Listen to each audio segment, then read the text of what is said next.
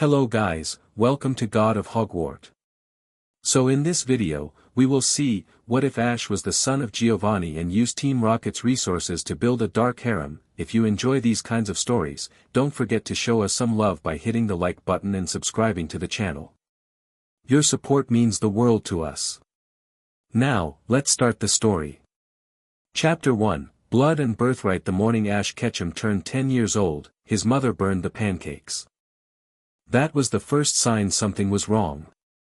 Delia Ketchum didn't burn things. She was the kind of woman who could hold 3 conversations, manage a kitchen, and keep her garden alive through a Kanto winter, all without breaking a sweat. But this morning, the smoke alarm screamed through the little house on the hill, and when Ash came downstairs rubbing sleep from his eyes, he found her standing at the stove with her hands shaking. "Mom." She turned, and the smile she gave him was all wrong.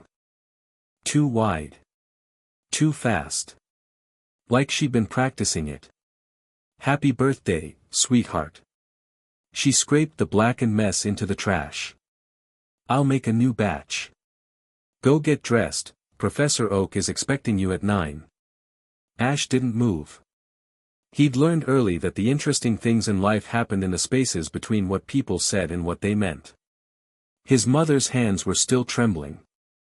Her eyes kept darting toward the window, not casually, not the way you'd glance at the weather, but the way a Rattata watched the sky for Pidgeot. "Mom. What's going on?" "Nothing." She cracked an egg and the yolk broke. "Nothing's going on. Big day, right? Your starter Pokemon. You must be excited." He was excited. He'd been excited for months, lying awake at night, running calculations in his head about which starter to pick, mapping out routes through Viridian Forest, studying gym leader tendencies from tournament footage he'd downloaded on the family computer.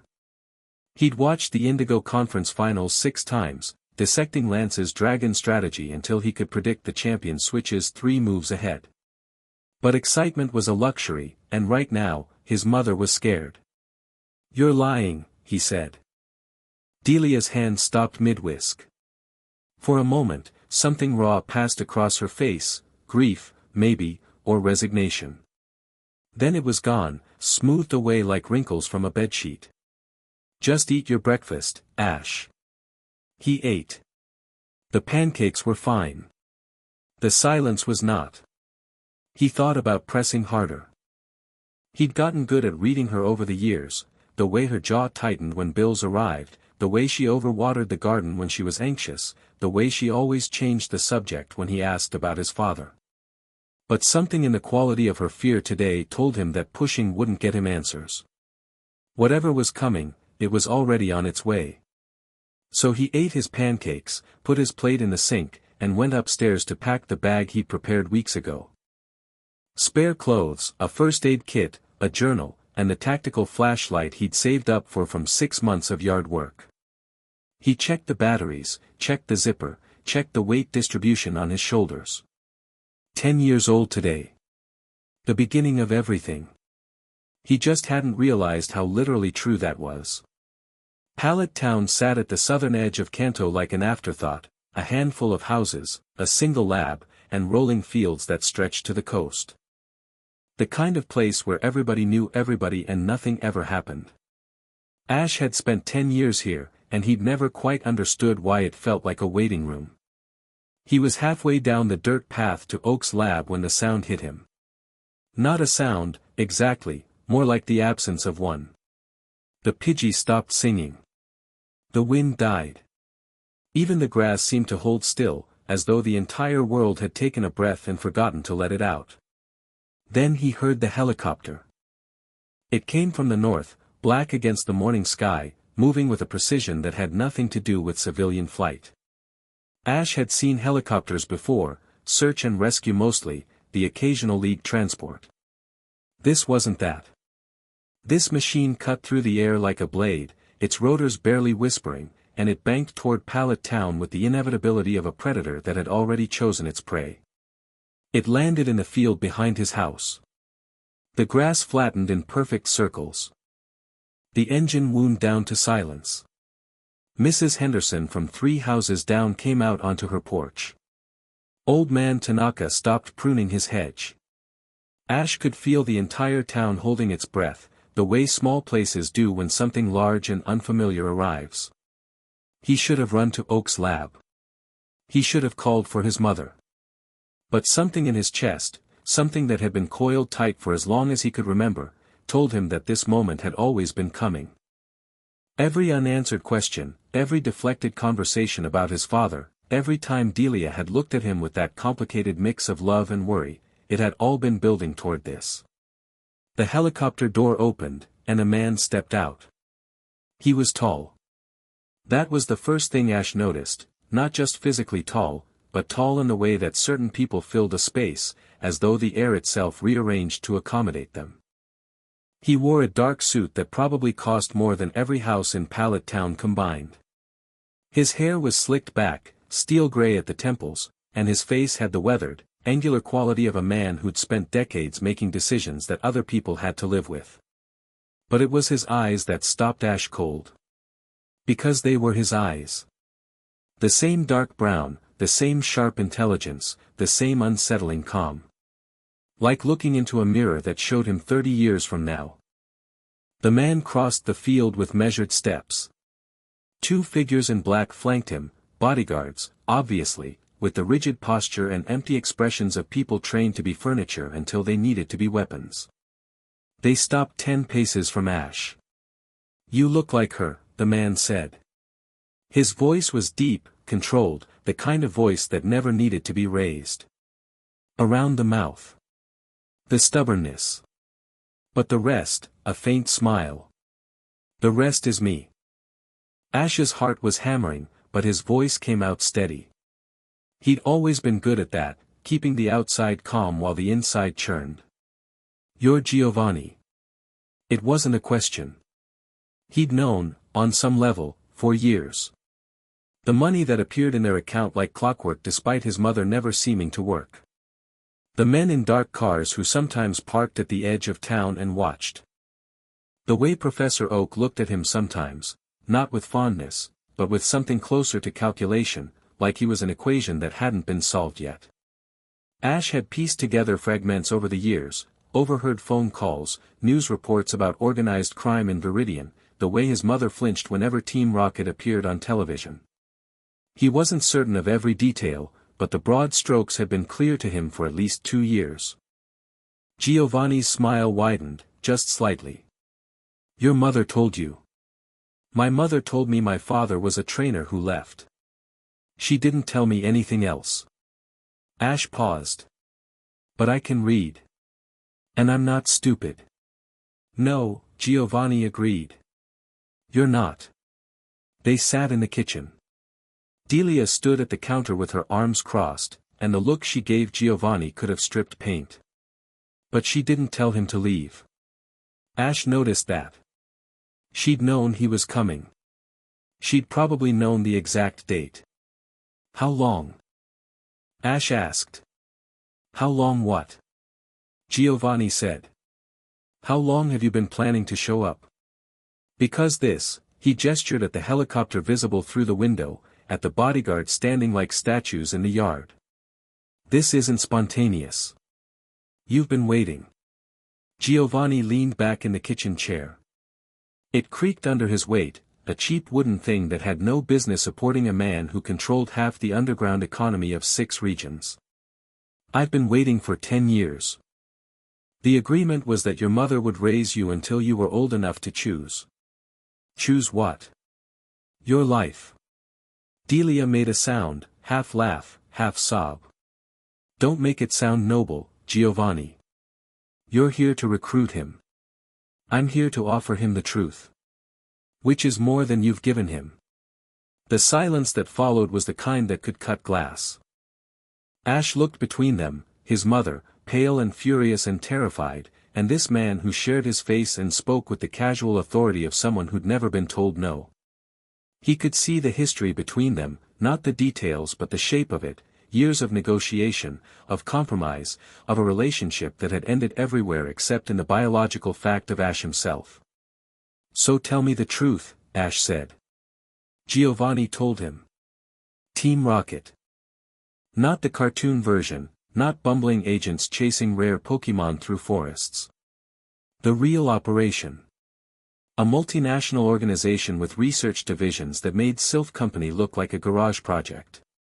Breeding programs that had produced Pokémon 3 generations ahead of anything in the wild.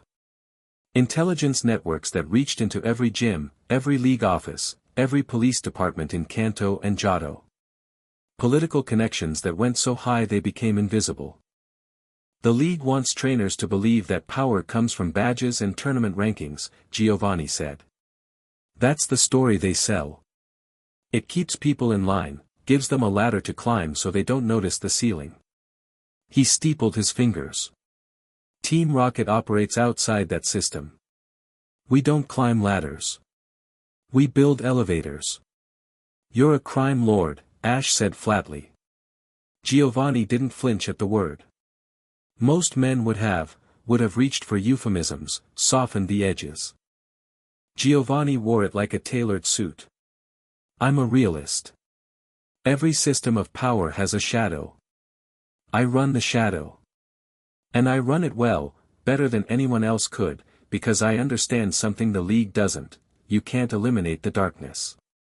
You can only decide who controls it. And the Pokémon trafficking? The extortion?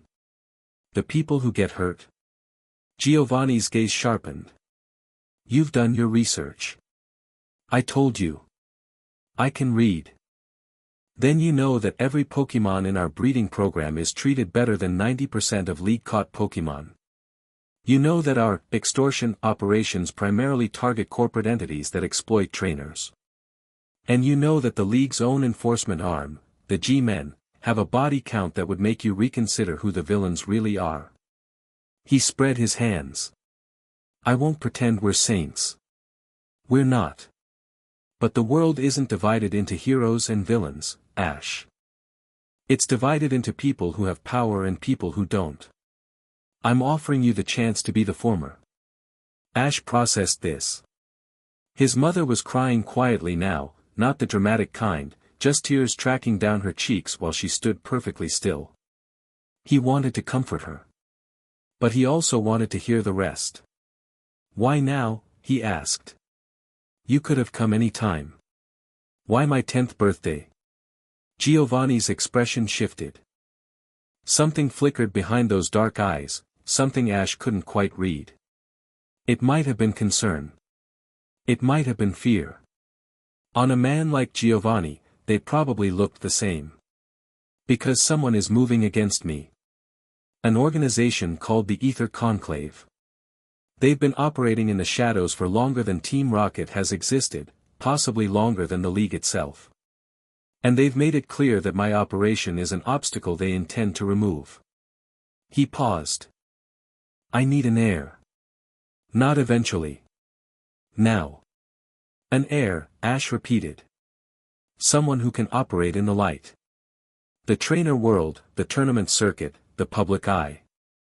Someone with my blood and your mother's. He glanced at Delia. Likeability. Someone the world can see while I work behind it. You want a front man. I want a partner. The distinction matters. Delia's voice cut through, raw and sharp. He's a child, Giovanni. He's my child. And the Conclave won't care about his age when they come for him, Delia. They already know he exists. The question is whether he faces what's coming prepared or unprepared. That landed. Ash saw it hit his mother like a physical blow, the realization that this wasn't just about ambition or recruitment. There was genuine danger behind Giovanni's visit. The kind that didn't go away if you pretended it wasn't there. Ash stood in the yard between the helicopter and his house. The morning sun was warm on his face. Down the path, he could see the red roof of Oak's lab, where a Charmander or Squirtle or Bulbasaur was waiting with his name on it. A clean start. The approved path.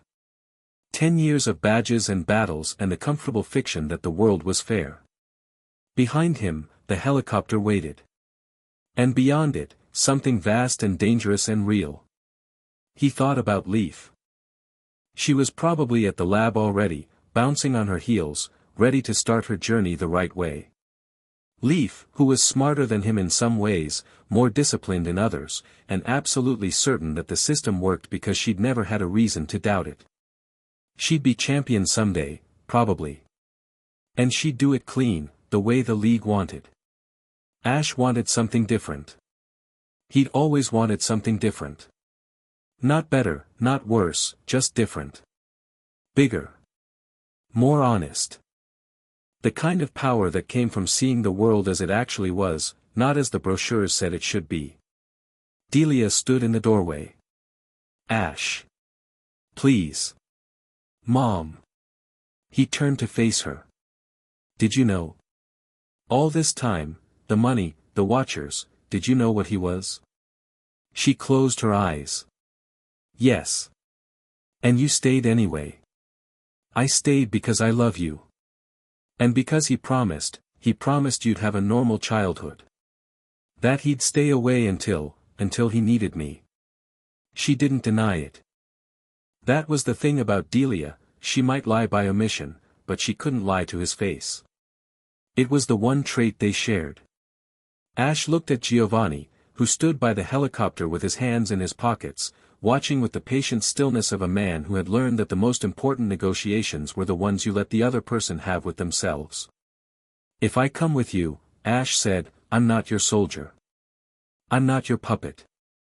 I do this my way, or I don't do it at all. Giovanni nodded once. I wouldn't have it any other way.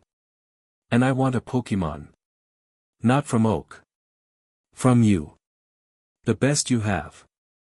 Something like pride crossed Giovanni's face. Already arranged. Ash walked to his mother. He hugged her, hard, the way you hug someone when you know the ground is shifting under both of you. She smelled like lavender and burned pancakes, and she held him like she was trying to memorize the shape of him. I'll come back, he whispered. I promise. You sound just like him, she whispered back. That's what scares me. He let go. He walked to the helicopter. He didn't look back, not because he didn't care, but because he knew that if he did, the gravity of that little house on the hill would pull him back into a life that had never quite fit. The door closed. The rotors spun. Pallet Town shrank beneath him until it was nothing but a smudge of green against the coastline. Ash Rosso was born somewhere over Viridian Forest, 30,000 feet above the world he was about to remake. The headquarters didn't look like what he'd expected. He'd imagined something underground, concrete bunkers, flickering fluorescent lights, the aesthetic of every villain's lair in every movie he'd ever watched. Instead, the helicopter landed on the roof of a glass tower in downtown Viridian City. It looked like a tech company. Sleek, modern, anonymous. The kind of building you walked past every day without wondering what was inside. The best hiding place is plain sight, Giovanni said, reading his expression. We're registered as Rosso Holdings. Import-export, real estate development, Pokemon conservation research. All legitimate businesses. All very profitable.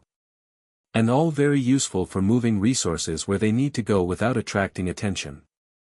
The elevator descended through floors of open-plan offices where people in business casual typed at computers. Normal. Boring. Deliberately, aggressively normal. Then Giovanni pressed a button that wasn't on the standard panel, his thumb fitting into a biometric reader disguised as a panel seam, and the elevator kept going. Past the basement, past the parking garage, into levels that didn't exist on any blueprint filed with the city. The doors opened onto a corridor that smelled like ozone and Pokemon. The walls were reinforced steel. The lighting was clean and white. People moved with purpose, scientists in lab coats, operatives in tactical gear, analysts hunched over holographic displays showing real-time data feeds from across the regions. Ash counted 6 different languages in the first 30 seconds. Whatever Team Rocket was, it wasn't a small operation. This is the real Team Rocket, Giovanni said. An executive was waiting for them, a tall man with blue hair pulled into a sharp widow's peak and the bearing of someone who'd been military before he'd been criminal. He gave Ash a look that was 1 part assessment and 2 parts skepticism. His uniform was immaculate, pressed to a razor's edge, and the pokeballs at his belt were polished to a dull gleam. Ash, this is Executive Archer. He runs field operations in Kanto. Archer, my son. Sir. Archer's tone was perfectly neutral, which told Ash everything he needed to know about how the man felt about this arrangement. He'd seen the same tone from teachers who'd been told to pass a student they didn't think deserved it. Archer will show you the facility, Giovanni said. I have calls to make. We'll talk at dinner. And just like that, the most powerful crime lord in Kanto walked away to make phone calls, and Ash was left standing in a secret underground base with a man who clearly wanted him to fail. Well, Ash said. Lead on. The tour took 3 hours, and it rewired everything Ash thought he knew about Pokemon training. The breeding wing alone was staggering. Not the puppy mill nightmare he might have imagined. Team Rocket's breeders were scientists, and they treated their work with the meticulous care of artists. Genetic mapping. Controlled evolution studies. Moveset optimization across generations. They'd been doing this for decades, and the results were Pokemon that made League Champions teams look like amateur hour. Every Pokemon here has a documented lineage going back at least 15 generations, Archer said, leading him past rows of climate-controlled habitats. An Arcanine the size of a small car raised its head as they passed, its coat shimmering with a deep, almost metallic sheen that spoke to generations of careful breeding. Temperament, battle capacity, elemental affinity, all tracked, all refined. When a Pokemon is selected for a rocket operative, it's not random. It's matched. Matched how? To the trainer's psychology. Fighting style. Strategic tendencies. We profile our operatives as thoroughly as we profile our Pokemon. The best partnerships aren't about power, they're about resonance. Archer stopped at a habitat where a Jengar drifted in shadows that seemed too dark for the lighting. This Jengar, for instance. It was matched to an operative with high aggression and low patience. Together, they're the most effective infiltration team in Johto. Separately, the Jengar would be dangerous and the operative would be sloppy. Ash filed that away. It was, he had to admit, smarter than Oak's method of letting 10-year-olds pick based on which starter looked coolest. The training facilities were next. Indoor arenas with adjustable terrain, rock fields, water zones, aerial spaces with variable wind. Simulation chambers that could replicate any league arena in the world, down to the lighting angles and crowd noise. Recovery suites with technology that made Pokemon centers look primitive, regeneration tanks, nutritional optimization labs, and a medical staff that included 3 former league-certified Pokemon doctors who'd been lured away with salaries the league couldn't match. We don't fight fair, Archer said, and for the first time, something like pride crept into his voice. The league trains Pokemon to perform within established parameters. We train them to exceed them. What about the trainers? Ash asked. Archer glanced at him. What about them? All this, Ash gestured at the facilities. It's about making Pokemon stronger. But a Pokemon is only as good as the person directing it. Do you train the humans too? Silence. Then Archer's mouth twitched. It wasn't quite a smile, but it was the closest the man had come. Your father said you'd ask that. Come with me. The combat training level was below even the breeding wing. Human-focused, martial arts, tactical theory, survival training, infiltration techniques. Ash watched through observation windows as rocket operatives ran drills that would have made military special forces sweat. Hand-to-hand sparring that incorporated Pokemon coordination. Obstacle courses designed to test decision-making under extreme stress. A simulated urban environment where teams practiced extraction operations with live Pokemon hazards. Every operative trains here for a minimum of 6 months before field deployment, Archer said. Your father believes that a trainer who can't function without their Pokemon is a liability. We teach self-reliance first. Partnership second. Ash understood, then, what Giovanni was really offering. Not just resources. Not just Pokemon. A complete education in power, how to acquire it, how to wield it, how to keep it. The kind of education the League would never provide, because the League's entire model depended on trainers remaining dependent on the system. I want in, Ash said. All of it. The combat training, the strategy courses, the breeding science. Everything. Archer studied him for a long moment. You're 10 years old.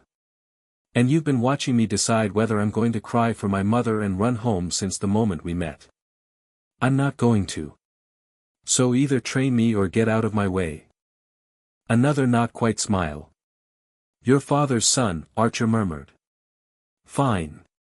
We start tomorrow. 5 a.m. If you're late, I won't wait. I won't be late. Giovanni met him in a private chamber on the lowest level.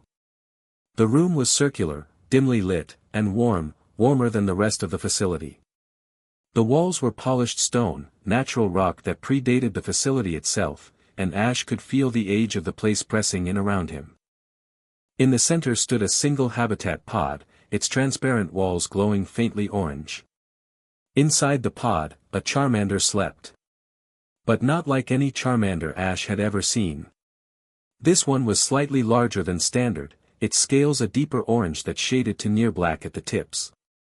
The tail flame burned a vivid, aggressive blue-white, the sign of extraordinary internal energy. Even in sleep, it radiated heat that Ash could feel from 5 feet away, a dry, volcanic warmth that carried the faint scent of sulfur and stone. Ignis line, Giovanni said. 16 generations of selective breeding from a Charizard bloodline that traces back to the original volcanic populations of the Sevii Islands. The purest fire-type genetics we've ever produced. He paused. I raised the sire myself, 30 years ago. My first partner. Something in his voice softened. Not much, Giovanni wasn't a man built for softness. But enough that Ash recognized it for what it was, the closest thing to sentimentality that a man like his father would ever allow himself. For a brief moment, Giovanni wasn't the boss of Team Rocket. He was a man remembering a Charmander he'd loved. Does it have a name? Ash asked. That's for you to decide. He's yours, if he accepts you. If. Even we can't force a bond. The Pokemon chooses too. The Ignis line is particularly selective, they bond once, deeply, and they don't suffer fools. 3 operatives have tried to partner with specimens from this line in the last decade. All 3 were rejected. Giovanni's expression was unreadable. I'm trusting my instinct that you'll be different. He opened the pod. Warm air rushed out, carrying the mineral scent of volcanic rock. The Charmander stirred, opened one eye, a deep amber, sharper and more intelligent than any Charmander had a right to be, and fixed it on Ash. For a long moment, nothing happened. The Charmander studied him with an intensity that felt almost insulting, like a professor evaluating a student who hadn't earned the right to be in the room. Ash held still. He didn't make any sudden movements, didn't try to seem friendly or non-threatening. He just stood there and let the Pokemon see him. Then it opened both eyes, rose to all 4s, and walked out of the pod. Directly to Ash. It stopped at his feet, looked up, and let out a single, short bark, not aggressive, not submissive. Acknowledging. Like a soldier recognizing a commanding officer. Ash knelt down. The heat coming off the Charmander's body was extraordinary, like standing next to an open furnace. He held out his hand, palm up, and waited. The Charmander bumped its snout against his palm. Its skin was furnace-hot and surprisingly smooth, like heated glass. The tail flame flared blue-white, and for just a second, Ash felt something pass between them, not words, not images, but a raw, electric understanding. A recognition. He'd read about bonds like this in the breeding archives. The scientific term was neural resonance, a synchronization of emotional wavelengths between trainer and Pokémon that went beyond training or familiarity. It couldn't be manufactured. It couldn't be forced. You either had it or you didn't. Kale, Ash said quietly. The name came from nowhere and everywhere. It felt right. The Charmander, Kale, rumbled in what was unmistakably approval. Giovanni watched from the doorway, and for just a moment, his control slipped. Something almost human crossed his face, pride, maybe. Or the echo of a memory from 30 years ago, when he'd knelt in front of his own Charmander and felt the same electric connection. "Welcome to Team Rocket, Ash," he said softly. 3 months in Giovanni's world changed Ash the way a furnace changes iron. He trained every day, combat drills at dawn with instructors who didn't care that he was the boss's son, tactical theory in the morning with analysts who'd spent decades studying regional conflict, Pokémon battle practice through the afternoon with sparring partners who fought to win, and strategy sessions with Giovanni himself in the evenings. He was the youngest person in every room, and he refused to let that matter. When the combat instructors went easy on him, he demanded they stop.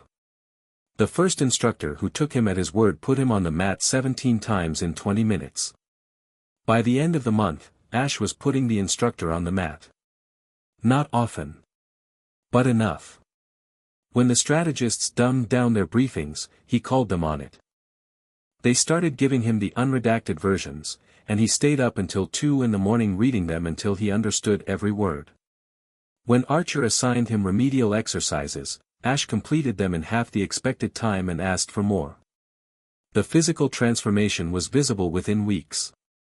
The baby fat melted off his frame, replaced by lean, functional muscle that the combat instructors built into him through relentless repetition. He learned to fall without getting hurt, to roll with a throw, to read an opponent's weight distribution and anticipate their movement. His body became a tool, not as powerful as the adults around him, but efficient, responsive, and far more capable than any normal 10-year-olds. He made no friends. That wasn't deliberate. He was simply the boss's 10-year-old son in a facility full of hardened operatives, and the social dynamic made friendship impossible. Some resented him for his position. Others kept their distance out of self-preservation. A few tried to curry favor, which Ash found more distasteful than the hostility. He ate alone, trained alone, and spent his evenings studying the intelligence files Giovanni granted him access to with the obsessive focus of someone who'd found the thing he was built for. The loneliness didn't bother him. He'd been lonely in Pallet Town too, the only kid who cared more about battle theory than catching bugs, the only one who stayed up reading while the other children played in the fields. At least here, the loneliness had a purpose. Kale grew with him.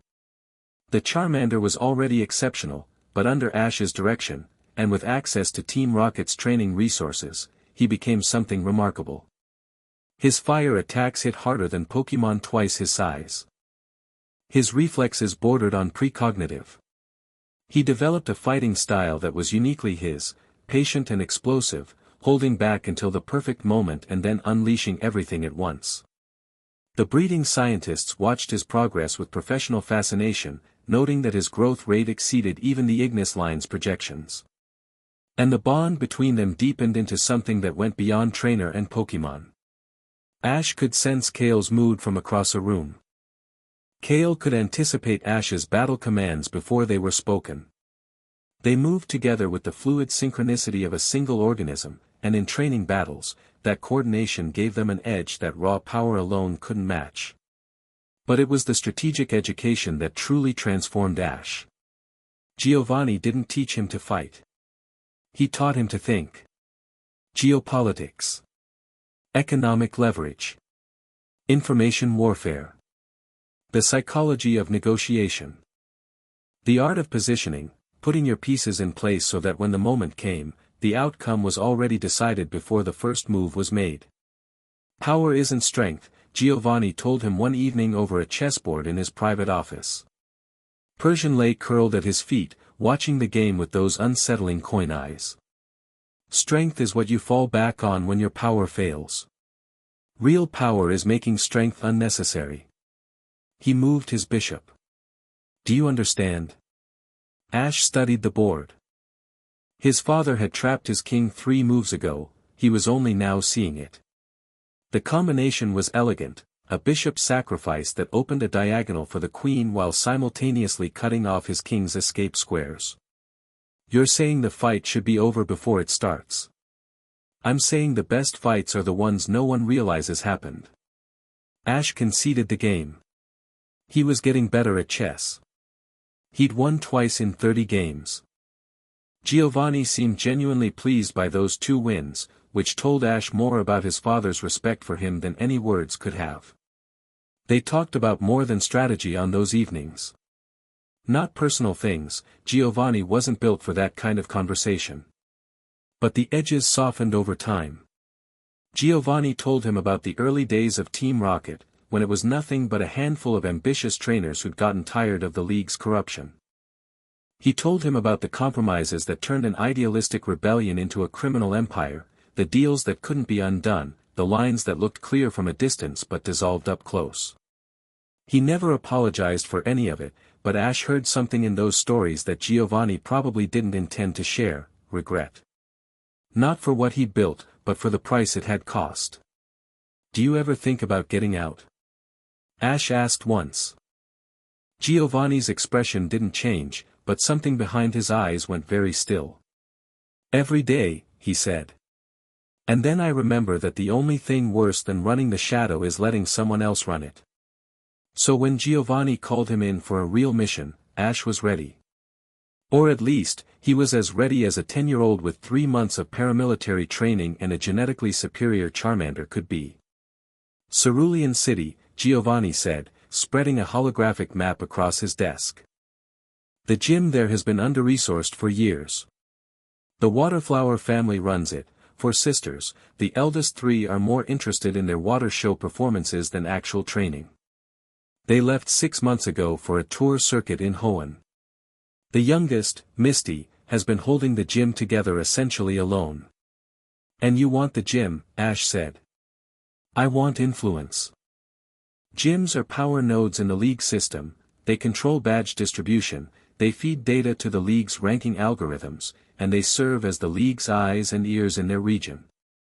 A friendly gym leader in Cerulean gives us a foothold in the league's own infrastructure. Friendly. Meaning bought. Meaning persuaded. The approach matters. I'm sending Archer to negotiate a protection arrangement, financial support for the gym in exchange for certain accommodations. You'll accompany him. As what? Giovanni's smile was thin. As a learning experience. Watch how Archer operates. Learn what works and what doesn't.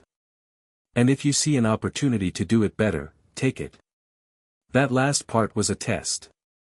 Ash could feel it.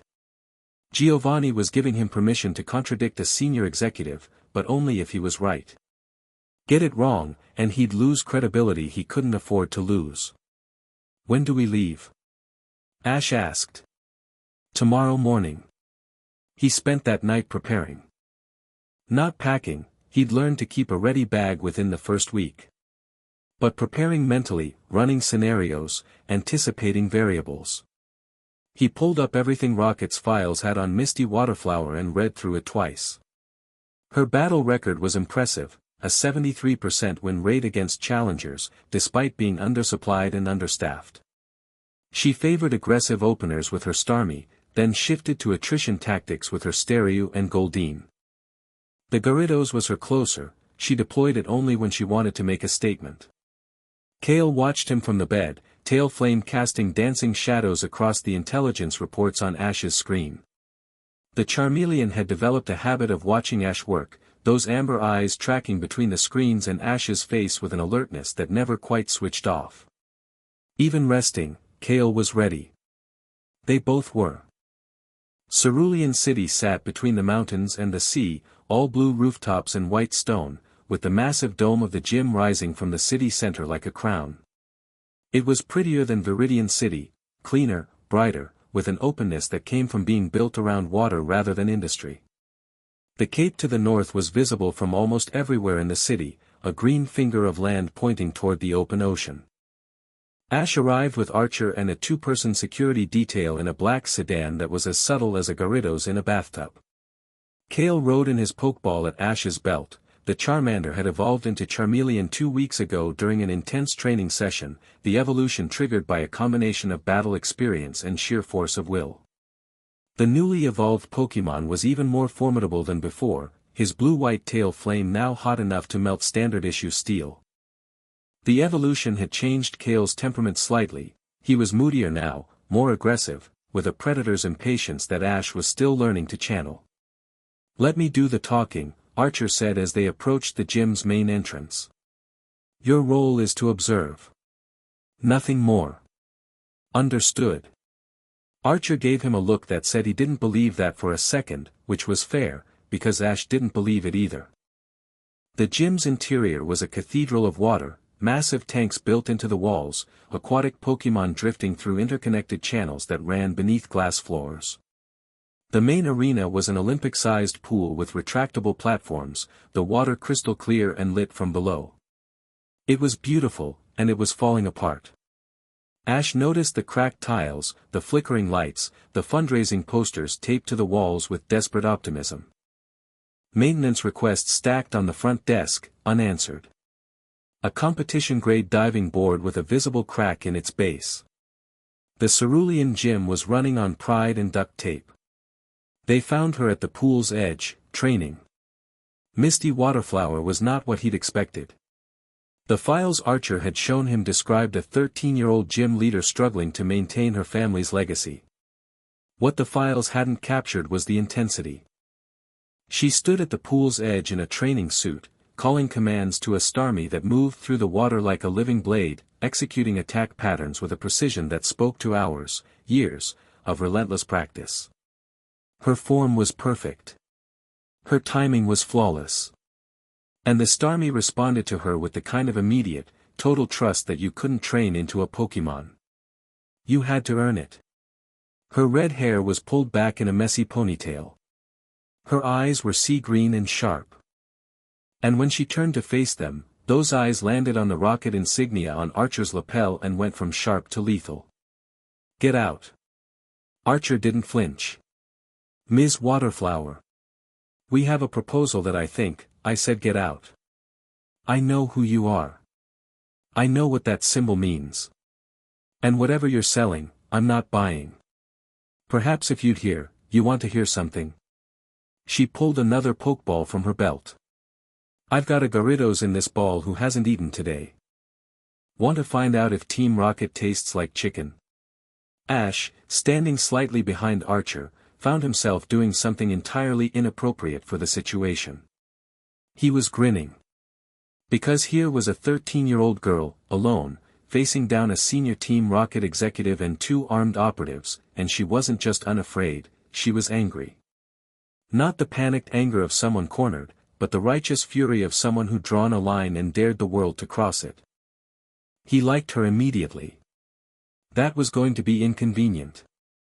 Archer, to his credit, maintained his composure. "Ms. Waterflower, your gym is facing a funding crisis. Your sisters have withdrawn their support. The league's subsidy covers roughly 40% of your operating costs, and the last 3 budget reviews have recommended reducing that allocation. We're offering to close that gap, generously, in exchange for nothing more than a cooperative relationship." A cooperative relationship. Right. Because Team Rocket is famous for its philanthropy. Misty's grip on the Pokeball tightened. "I know how your relationships work, Archer. You start with money. Then it's favors. Then one day I wake up and my gym is a front for whatever criminal operation you're running this month. I'd rather close the doors than open them for you." "That," Archer said coolly, "can be arranged." The temperature in the room dropped. Misty's eyes narrowed. The Starmie in the pool stopped moving and oriented its gemcore directly at Archer, a faint hum of energy building in its crystal. The water in the pool began to churn, responding to Misty's emotional state with a sensitivity that told Ash her bond with her water types was deep enough to affect the environment itself. Ash stepped forward. "That's enough." Both Archer and Misty looked at him, Archer with irritation, Misty with surprised confusion. "Who the hell are you?" Misty demanded. "Ash Rosso." "And Archer's done talking." He looked at the executive. "Aren't you?" It wasn't a question. Archer's jaw tightened. Whatever authority Giovanni had given Ash for this mission, it clearly extended far enough to make an executive hesitate. After a long, poisonous moment, Archer inclined his head. "We'll be in the car," he said. And left. The security detail followed, their footsteps echoing through the empty gym like a countdown. Ash and Misty stood alone in the gym. The Starmie still hummed with charged energy. The Garrido's pokeball was still in her hand. "Rosso," she said. "As in Giovanni Rosso. As in his son. Wonderful. So they sent the boss's kid to soften me up. What are you, 9? 10. And nobody sent me to soften anything. I came to observe." He looked around the gym, really looked, taking in the structural details, the equipment wear, the subtle signs of a place held together by one person's stubborn refusal to let it fail. He could see her in every repair, every jury-rigged solution, every corner where she'd chosen function over form because there wasn't budget for both. "Your gym is beautiful. And you're keeping it alive by yourself. That takes more guts than anything Archer's ever done." Misty blinked. Whatever she'd expected him to say, that wasn't it. Her grip on the pokeball loosened, just slightly. Not trust, nothing close to trust. But the small, involuntary relaxation of someone who'd braced for a punch and got a compliment instead. "I'm not here to buy your gym," Ash continued. "And I'm not going to pretend Archer's offer was anything but what it was. But I am going to tell you something honestly, because I think you deserve it. If you turn down Team Rocket, they'll find other ways to get what they want from Cerulean. Not through you, around you. And when that happens, you won't have any leverage at all." "Is that a threat?" "It's information. Do with it what you want." He turned to leave, then stopped. Something made him turn back, not strategy, not calculation, just a pull in his chest that had nothing to do with Team Rocket or missions or power plays. "For what it's worth, I think you're wasted here. Running a gym alone at 13, begging the league for scraps. You're better than that. You don't know anything about me. I know you've got a Garridos and a Starmie that moves like it's part of the water. I know your sisters abandoned you and you didn't break. And I know that the only person in this city who sees the Cerulean gym as anything more than a swimming pool is standing in front of me." He met her eyes. "I think I know enough." He left. Behind him, Misty Waterflower stood in the silence of her gym with her fists clenched and her heart doing something confusing and annoying, and for the first time in a very long time, she didn't know what to think. The kid was 10 years old. He talked like he was 30. And the worst part, the absolute worst part, was that everything he'd said about the gym, about the league, about her sisters, was true. She'd been drowning for months, and the only person who'd bothered to notice was the son of the man she was supposed to hate. She looked down at the pokeball in her hand. The Garrido's inside shifted, sensing her turmoil. "Don't even start," she told it.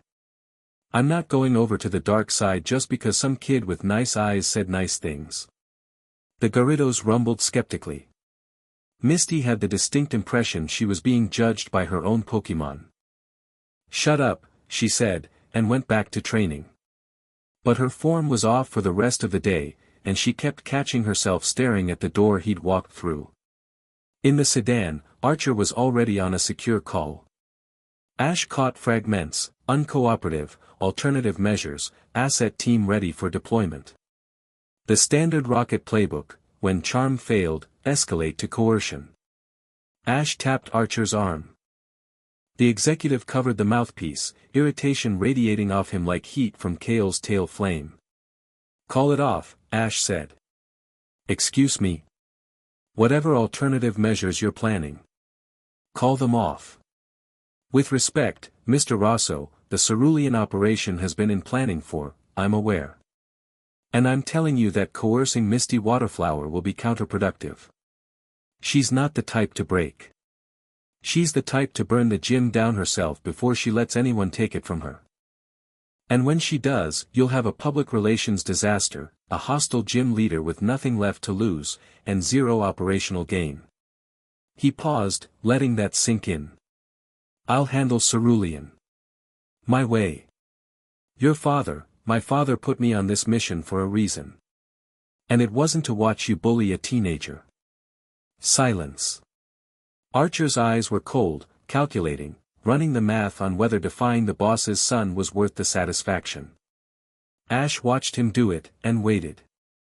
This was one of the things Giovanni had taught him, the person who speaks first after an ultimatum loses. Archer spoke first. I'll need to inform your father. Go ahead. He'll agree with me. Ash didn't actually know if that was true. But he said it with enough certainty that Archer couldn't tell the difference, and in negotiations, perception was reality. Archer ended his call. The asset team stood down. And Ash spent the drive back to Viridian composing a different plan in his head, one that didn't involve threats or money, but something Misty Waterflower might actually respect, competence. Giovanni listened to Ash's report in his private office, Persian curled at his feet like a satin-furred weapon. The cat Pokemon watched Ash with those flat golden eyes, and Ash had the uncomfortable sense that Persian was conducting its own assessment. When Ash finished, his father was quiet for a long time. Archer says you undermined his operation. Archer's operation was going to fail and create enemies. I offered a better path. Which is? The Cerulean gym doesn't need money. It needs credibility. Misty's been trying to get the League to take her seriously, and they keep treating her like a placeholder until one of her sisters comes back. If Team Rocket backs her legitimate operations, training programs, tournament sponsorships, facility upgrades, without asking for anything in return up front, she'll remember who helped when nobody else would. And in the long term? In the long term, loyalty earned is more valuable than leverage imposed. Misty Waterflower is going to be one of the best water-type specialists in Kanto within 5 years. I'd rather have her as an ally than a hostage. That's a long game for a 10-year-old. You taught me to play long games. Giovanni stroked Persian's head. The Pokemon purred, a sound like a motor idling. Archer won't forgive this easily. You've made an enemy of a man who was supposed to be your mentor. Archer was never going to mentor me. He was going to wait for me to fail and then report it to you as proof that bringing in your son was a mistake. At least now the confrontation is out in the open. Something shifted in Giovanni's expression, a flicker of surprise, quickly masked. Ash realized, with a small thrill, that he'd said something his father hadn't expected. You read people well, Giovanni said quietly. Better than I did at your age. I had a good teacher. My mother watches everyone the way you watch a chessboard. I just inherited the habit from both sides. Giovanni opened a drawer and slid a dossier across the desk. The cover bore a symbol Ash didn't recognize, a stylized eye wreathed in geometric lines, unsettling in its precision. Like something designed by a mind that understood beauty but didn't feel it. The Ether Conclave, Giovanni said. This is everything we know about them. Which isn't much. Ash opened the dossier. Incident reports spanning decades. Intelligence fragments that contradicted each other. Financial traces that led to dead ends, money appearing and disappearing through shell corporations that didn't legally exist, in amounts that dwarfed even Rocket's annual revenue. Photos of operatives who didn't exist in any database, faces that appeared once, executed something precise and devastating, and vanished. And at the center of it all, a single intercepted communication, decoded from an encryption system that Rocket's best analysts had spent 3 years cracking. The Rocket organization has outlived its usefulness. The Rosso line must end. Silence is approaching. What's silence? Ash asked. We don't know. But in the last 6 months, we've detected anomalies across the regions. Pokemon entering catatonic states near ancient ruins. Psychic types experiencing identical nightmares, the same images, the same symbols, across distances that make conventional telepathic communication impossible. And 3 weeks ago, Giovanni pulled up a holographic display. The image showed a cave system, Cerulean cave, Ash recognized, and inside it, dozens of Pokemon frozen in place. Not dead. Not sleeping. Stopped. Mid-stride, mid-attack, mid-breath. Like someone had hit pause on reality. Our research team entered the cave to investigate, Giovanni continued. They described a sensation of absolute stillness, not silence, exactly, but the feeling that movement itself had become optional. One researcher reported that she could see her breath freezing in the air, but not falling. Just hanging there. The effect lasted approximately 90 seconds before dissipating, but the Pokemon remained frozen for another 6 hours. What could do that? Ash breathed. That's what the conclave doesn't want us to find out. Giovanni closed the display. This is why I brought you in, Ash. Not just for Cerulean, not just for the public face. The conclave is coming, and they're bringing something with them that I don't fully understand. I need someone I can trust. You don't trust anyone. I trust blood. It's the one thing that can't be bought or faked. Giovanni's eyes held his, steady, certain, and beneath the certainty, something that looked almost like desperation. I've spent 30 years building an empire. I've fought the League, I've outmaneuvered every rival organization in 6 regions, I've turned Team Rocket into a force that governments negotiate with instead of attacking. And none of it, prepared me for what I saw in that cave. Ash stared at the dossier. The frozen Pokemon. The unknown threat. The symbol of the eye, watching from the page. For the first time since he'd stepped into the helicopter, he felt the full weight of what he'd signed up for. Not just crime and politics and power plays. Something older. Something that operated on a scale he couldn't yet comprehend. I'll need more than 3 months of training and a Charmeleon, he said. You'll have everything I can give you. Starting with this. Giovanni placed a second item on the desk, a black Pokédex, sleeker than the standard model, with the rocket insignia embossed in silver. Full access to our intelligence network. Operative level clearance. And a direct line to me, encrypted, untraceable. Ash picked it up. It was heavier than it looked. The weight of it felt deliberate, a reminder that information had mass, that knowledge was never free. One more thing, Giovanni said. Saffron City. There's a gym leader there, Sabrina. The most powerful psychic in Kanto, possibly the world. The League has been talking about removing her for years because her power destabilizes the city. The conclave has been trying to recruit her. And you want me to get there first. I want you to offer her something nobody else has, a choice. Giovanni's eyes were steady. You understand lonely people, Ash. You always have. Use that. It should have felt manipulative. It should have felt cold. But Ash heard something beneath his father's pragmatism, a recognition that Sabrina was a person, not just an asset. That reaching her required empathy, not force. And that Giovanni, for all his ruthlessness, understood the difference even if he couldn't always practice it. Or maybe he was just telling Ash what Ash wanted to hear. With Giovanni, you could never be entirely sure. And maybe that was the point, the first lesson in trusting your own judgment over anyone else's. I'll leave for Saffron next week, Ash said. Good. And Ash, Giovanni caught his eye. Be careful. The conclave doesn't play by any rules you've learned. If they approach you, if they offer you anything, you come to me first. Understood? Understood. 600 miles south and 3 hours later, a girl with brown hair and fierce eyes walked out of Professor Oak's laboratory with a Bulbasaur at her heels and the world at her feet. Leaf Green had been ready for this day her entire life. Top of her class in Pallet Town's trainer prep program, admittedly a class of 4, but still. Personally mentored by Professor Oak since she was 8. She knew type matchups the way other kids knew multiplication tables, and she'd mapped her route to the Indigo Plateau with the obsessive precision of a military strategist planning an invasion. She was going to be champion. That was the plan. That had always been the plan. But the plan had included Ash Ketchum. Not in a romantic way, she was 10, and romance was something that happened to other people in movies. In a rivalry way.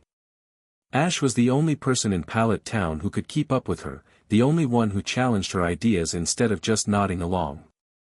They'd spent years arguing about strategy, analyzing battles, pushing each other to be better. He was supposed to be here, choosing his starter, beginning his journey alongside her so she could prove, definitively and repeatedly, that she was the superior trainer. Instead, he'd vanished. This morning. On his birthday. She'd heard the helicopter, of course. The whole town had. And she'd seen the black car parked near Ash's house, and the men in suits, and the way Delia Ketchum had been crying on her porch while Mrs. Henderson tried to comfort her. Leaf had put the pieces together faster than anyone, faster than the adults, who were still murmuring about that strange helicopter, while she was already running the name Rosso through every database she could access on Oak's lab computer. What she'd found had made her blood run cold. Professor. Leaf stood in Oak's doorway, Bulbasaur watching her with those keen red eyes. Where's Ash? Oak looked up from his research. The old man's expression was carefully neutral, too carefully, the way adults looked when they were managing information. Ash has chosen a different path. What does that mean? It means his journey will take a different form than we expected. That's not an answer. No, Oak agreed. It's not. Leaf stared at him. Oak stared back. Neither blinked. She'd known this man for 8 years, had studied in his lab, fed his Pokemon, organized his research notes. She knew when he was being absent-minded and when he was being deliberately evasive. This was the latter. You knew, she said. You knew who his father was. You've always known. Oak's silence was louder than any confession. Fine, Leaf said. I'll find out myself. She left the lab and headed north, toward Viridian City and whatever lay beyond. Bulbasaur trotted beside her, its vine already unfurling from its bulb as if sensing that its trainer's journey had just become considerably more complicated than a badge collection tour. The road out of Pallet Town wound through tall grass that rustled with unseen Pokemon. Leaf walked in silence, her mind racing. She replayed every conversation she'd ever had with Ash, the arguments about type effectiveness, the late-night strategy sessions on Oak's porch, the way he'd always looked toward Viridian City with an expression she'd mistaken for wanderlust but now recognized as something else entirely. Recognition. He'd been looking toward his father without knowing it, drawn by a gravity he couldn't name. We're going to find him, she told Bulbasaur. The Pokemon looked up at her with those steady red eyes. And when we do, I'm either going to drag him home or beat some sense into him. Possibly both. Bulbasaur chirped in agreement. It was going to be a long journey. Behind her, Oak watched from the window, and the expression on his face was one that Leaf, had she seen it, would have recognized immediately: guilt. He picked up his phone and dialed a number he hadn't called in years. It's Oak. We have a problem. Giovanni collected the boy. A pause on the other end. Then a voice, calm, authoritative, edged with steel. How long ago? This morning. And the girl? Just left. She'll go looking for him. Let her. She might be the only one who can bring him back. A longer pause. I'll mobilize the G-men. If Giovanni's making his move, we need to make ours. Keep me informed, Professor. Lance, keep me informed." The line went dead. Oak set the phone down and stared out the window at the empty path where two children should have been walking together toward a future that had just split in two. Ash couldn't sleep. His quarters in the rocket facility were nicer than his room in Pallet Town, bigger, quieter, with a view of the Viridian skyline through a one-way window. Kale was asleep at the foot of his bed, the Charmeleon's tail flame casting flickering shadows on the ceiling. The warmth was oddly comforting, like a living nightlight. He lay in the dark and thought about choices. He wasn't naive. He knew what Team Rocket was, knew the full scope of it, the gray areas and the black ones. Pokemon trafficking. Extortion. Territorial warfare with rival organizations. Giovanni ran a cleaner operation than most, but clean was relative, and Ash wasn't going to pretend otherwise. But he also wasn't going to pretend that the League was innocent. 3 months of access to Rocket's intelligence files had shown him things about the League that would make the public sick: rigged tournaments, suppressed research, backdoor deals with corporations that made Rocket's operations look quaint. The League wasn't the hero of this story. It was just the villain with better PR. So where did that leave him? Somewhere in the middle, he decided.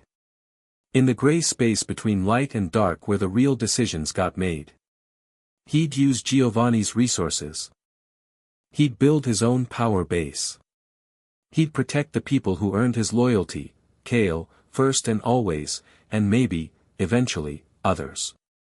And when the time came, when the conclave moved, when the League showed its true face, when the world forced him to choose a side, he'd be strong enough to choose his own. Not good. Not evil. Just free. He thought about Misty. The fire in her eyes.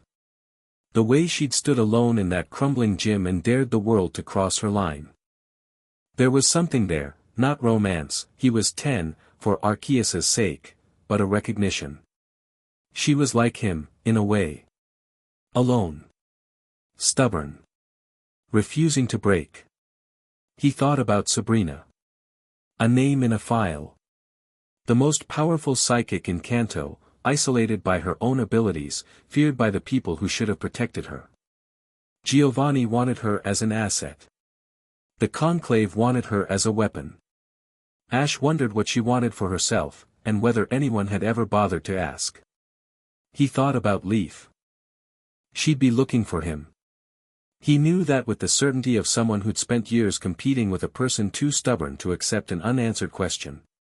She'd find out about Giovanni, and she'd come looking, and when she did, he'd have to decide whether to let her in or push her away. He thought about the frozen Pokemon in Cerulean Cave. Something that could stop reality itself. Something vast enough that even Giovanni was afraid. Kale stirred in his sleep, the tail flame flickering blue. Ash reached down and rested his hand on the Charmeleon's warm head. The Pokemon rumbled softly, pressing into his palm. "We're going to change things, Kale," Ash whispered. "I don't know how yet. But we're going to change things." The Charmeleon's flame burned steady in the darkness, and somewhere deep beneath the earth, in tunnels that predated human civilization, something old and vast and patient turned its attention toward Kanto for the first time in 1,000 years. It felt the boy's fire. Small. Defiant. Interesting. And it smiled, in whatever way a thing like that could smile, and went back to waiting. It had been waiting a very long time. A little longer wouldn't matter. Soon, the silence would speak. Chapter 1 and Chapter 2, The Psychic and the Serpent. Saffron City was a wound that had learned to dress itself. From the air, it looked like any other metropolitan center, glass towers catching the morning light, streets grid with the ruthless efficiency of old money and older planning. But as the rocket transport descended through the cloud layer, Ash noticed the gaps. Entire city blocks where the buildings stood dark, windows boarded, streets empty. A ring of military checkpoints around the central district, visible as clusters of armored vehicles and portable barricades. And at the city's heart, the Saffron Gym, not the cheerful, welcoming structure that most gyms aspire to be, but a black monolith that rose from the urban landscape like a tooth. "The League declared a soft quarantine 6 months ago," said Petrol, the rocket executive assigned as Ash's handler for this mission. He was a wiry man with a forgettable face and sharp eyes, the kind of person who disappeared in crowds by design. Unlike Archer's rigid military bearing, Petrol moved like smoke. "Intelligence division, through and through. They won't call it that publicly. Officially, it's a safety advisory recommending that civilians avoid the central district. Unofficially, anyone who gets too close to the gym starts hearing things." "Hearing things," Ash repeated. "Voices. Memories that aren't theirs." One patrol officer reported experiencing his own death, not a premonition, but the actual physical sensation of dying. Heart stopped for 30 seconds before his partner resuscitated him. Petrol checked his datapad. Sabrina's psychic field has been expanding for months. The League's tried suppressors, psychic dampening technology, even sending their own psychic operatives to negotiate. Nothing works. She's too strong, and she's getting stronger. Or more unstable. Petrol glanced at him. "Your father said the same thing. The distinction matters, strength you can negotiate with. Instability you can't." The transport set down on a rooftop 3 blocks from the quarantine perimeter. Ash stepped out into the saffron morning and immediately felt it, a pressure behind his eyes, subtle but persistent, like the beginning of a headache that never quite arrived. The air itself felt heavier here, charged with something that wasn't electricity but behaved like it. Kale's pokeball vibrated at his belt, the Charmeleon sensing the psychic field and responding with agitated heat. "How close can you get me?" Ash asked. "The perimeter. After that, you're on your own. My operatives can't function past the second checkpoint, the psychic interference scrambles their coordination. We've lost 3 teams in the last month." "Not dead," Petrol added quickly. "Just, confused. They come out not remembering their own names. Takes about a week to recover. And you think a 10-year-old is going to do better? I think your father believes you will. And I've learned not to bet against Giovanni's instincts." Petrol handed him a slim device, a psychic dampener, military grade. "This will buy you maybe 20 minutes of clear thinking inside the active zone. After that, you're relying on whatever natural resistance you have. Which is unknown. Most people have none. A few have moderate resistance, strong will, emotional discipline, that kind of thing." He paused. "Your father has exceptional resistance. One of the highest we've ever measured. We're hoping it's genetic." "Hoping." Ash pocketed the dampener and suppressed the urge to point out that hoping was a terrible foundation for a mission plan. But Giovanni hadn't sent him here to be safe. He'd sent him here to be effective. "One more thing," Petrol said. "The League is sending someone. Our intelligence picked up G-Men communications last night. Lance is mobilizing a strike team. They'll be here within 12 hours. To negotiate. To contain. The League's patience with Sabrina is over. If they can't bring her involuntarily, they'll do it by force." Petrol's expression was grim. "Lance doesn't make idle threats, and his Dragonite is one of the few Pokémon powerful enough to punch through a psychic barrier of this magnitude. If he gets here before you reach Sabrina, the window closes. 12 hours. Ash looked toward the black monolith of the Saffron Gym, rising above the empty streets like a lighthouse in a dead sea. "Then I'd better move fast," he said. The quarantine perimeter was exactly as depressing as it sounded, jersey barriers, razor wire, and bored soldiers who'd been sitting in the same positions for weeks with nothing to do but watch an empty city block and try not to think too hard about the things they'd heard whispered in the dark. Ash approached the main checkpoint in civilian clothes, Kale's pokeball hidden under his jacket. No rocket insignia. No identification that could tie him to Giovanni. The sergeant at the checkpoint was a heavy-set woman with tired eyes and the particular brand of weary patience that came from enforcing rules she didn't understand. Areas restricted, kid. Turn around. I'm here to see the gym leader. The sergeant stared at him. Then she laughed, not cruelly, but with the exhausted disbelief of someone who'd heard every possible reason for crossing the line and thought she'd catalogued them all. Sure you are. And I'm here to challenge the Elite Four. Go home. I'm a registered trainer. He showed his Pokédex, the civilian one, not the rocket-issue device. I have the right to challenge any gym leader in Kanto. That's League Regulation 7-14, subsection C. The quarantine advisory is non-binding, it's a recommendation, not a legal order. The sergeant's smile faded. She looked at the Pokédex, then at Ash, then at the empty streets beyond the barrier. Kid.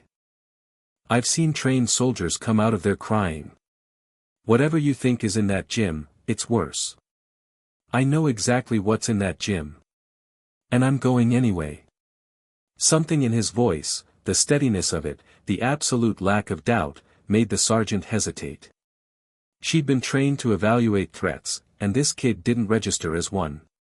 But he registered as something, and her instincts were telling her to pay attention. If you go in there and something happens to you, that's on you.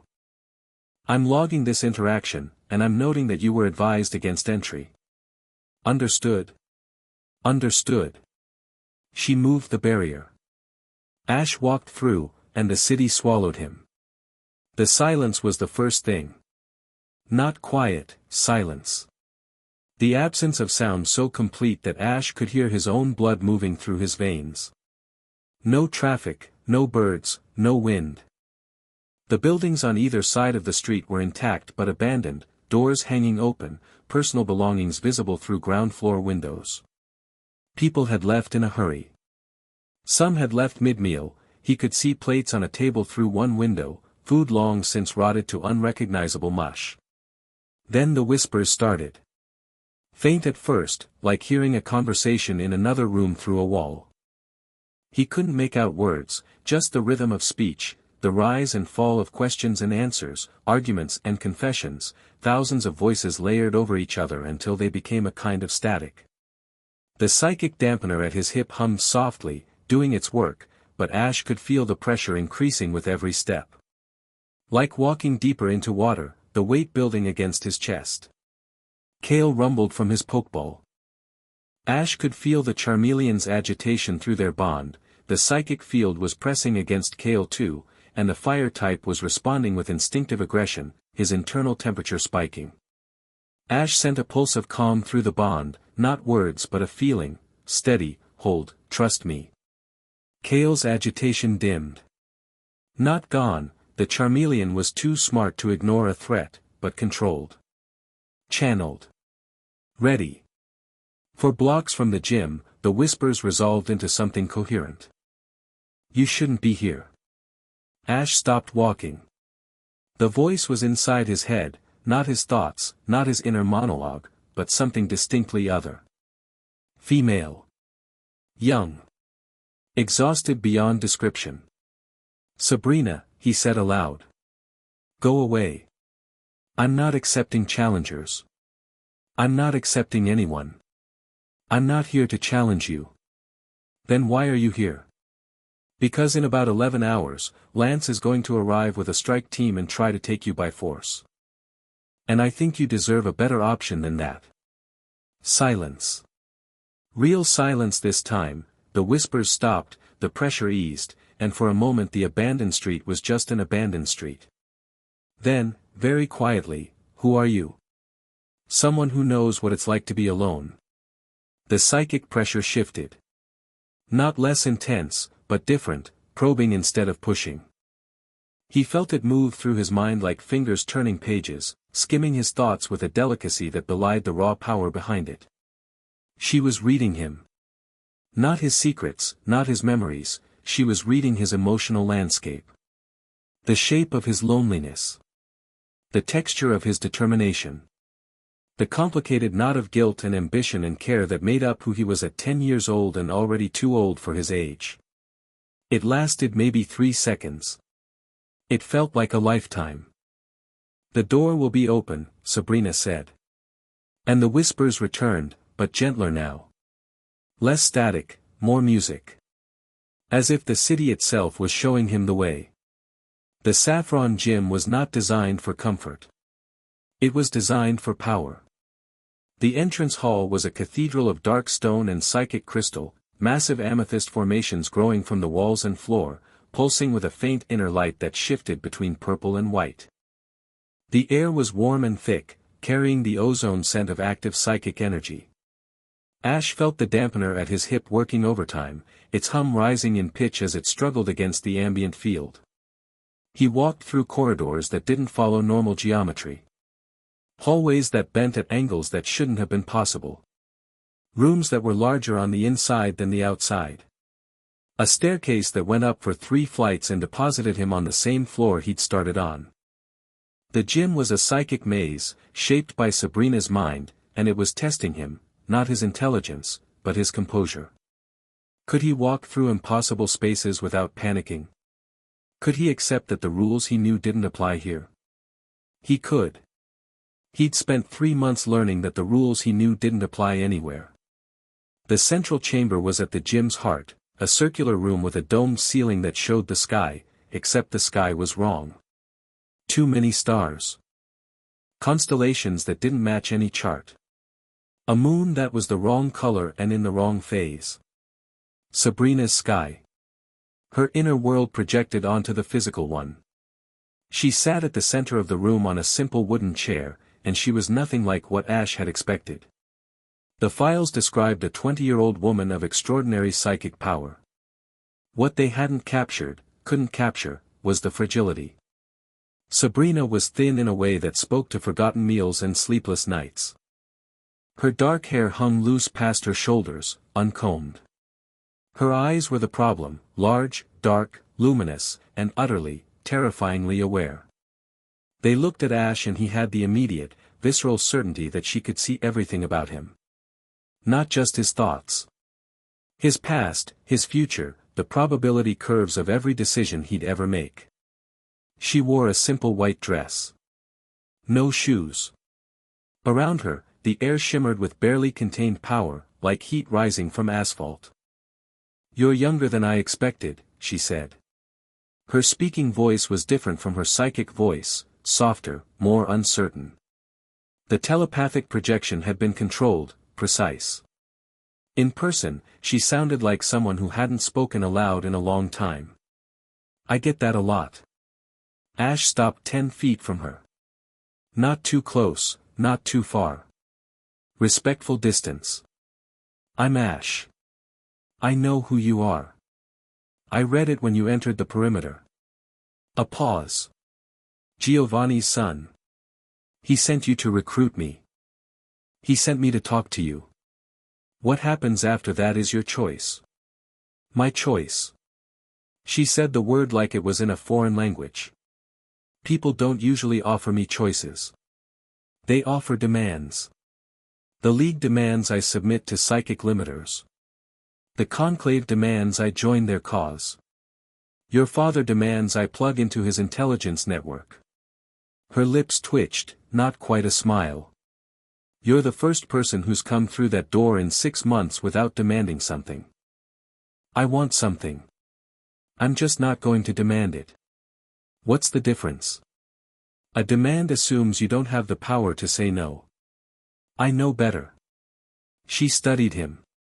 The psychic probing was gentler this time, almost conversational, like someone leaning in to hear better rather than ransacking a filing cabinet. "You're not afraid of me," she said. "Should I be? Everyone else is. Everyone else hasn't met you. They've met your power. There's a difference." Something flickered in those enormous dark eyes. Surprise. And beneath the surprise, something older and more fragile, the desperate, half-dead hope of someone who'd been alone so long they'd forgotten what connection felt like. "The Conclave contacted me 3 months ago," Sabrina said. She stood from the chair and walked to the edge of the room, where one of the amethyst crystals pulsed with inner light. She touched it, and the light shifted to match the rhythm of her heartbeat. "They offered me understanding.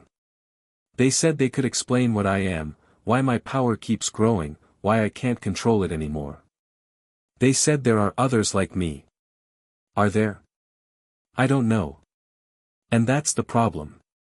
She turned to face him.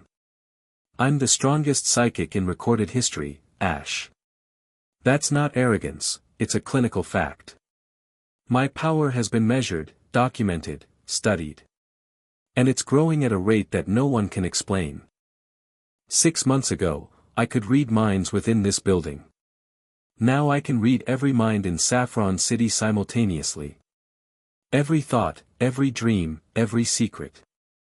Do you know what that's like? No. It's drowning. Imagine standing under a waterfall of other people's consciousness, their fears, their loves, their petty cruelties, their beautiful moments, all of it pouring through you every second of every day. I can't turn it off. I haven't slept properly in 4 months because when I sleep, the barriers drop completely, and I dream everyone's dreams at once. Her voice cracked on the last word. The crystals in the room flared, responding to her emotion, and for a moment the psychic pressure spiked hard enough that Ash felt his dampener give a warning buzz. He breathed through it. Held steady. That's why you quarantined yourself, he said. Not because you're dangerous. Because you're trying to protect them. Sabrina's eyes widened. And then, very slowly, she began to cry. Not the dramatic weeping of someone performing grief, but the quiet, helpless tears of someone who'd been carrying an impossible weight and had just heard another person name it accurately for the first time. Everyone thinks I'm the threat, she whispered. The League. The police. The people who used to live in those apartments. They all ran because they were afraid of me. But I'm the one who's drowning, and no one, has thought to ask if I needed help. Ash took a step forward. The psychic field pressed against him, heavy and hot, but he didn't stop. I'm asking. Why? You're Team Rocket. You want to use me, same as everyone else. My father wants to use you. I want to help you. Those aren't the same thing, and I'm not going to pretend they are. He met her eyes, those terrifying, beautiful, all-seeing eyes, and let her look. Let her read whatever she needed to read. I know what lonely feels like, Sabrina. I've been the smartest person in every room I've ever walked into, and I've been alone in every single one. Not because people didn't like me, but because they couldn't keep up, and I couldn't slow down.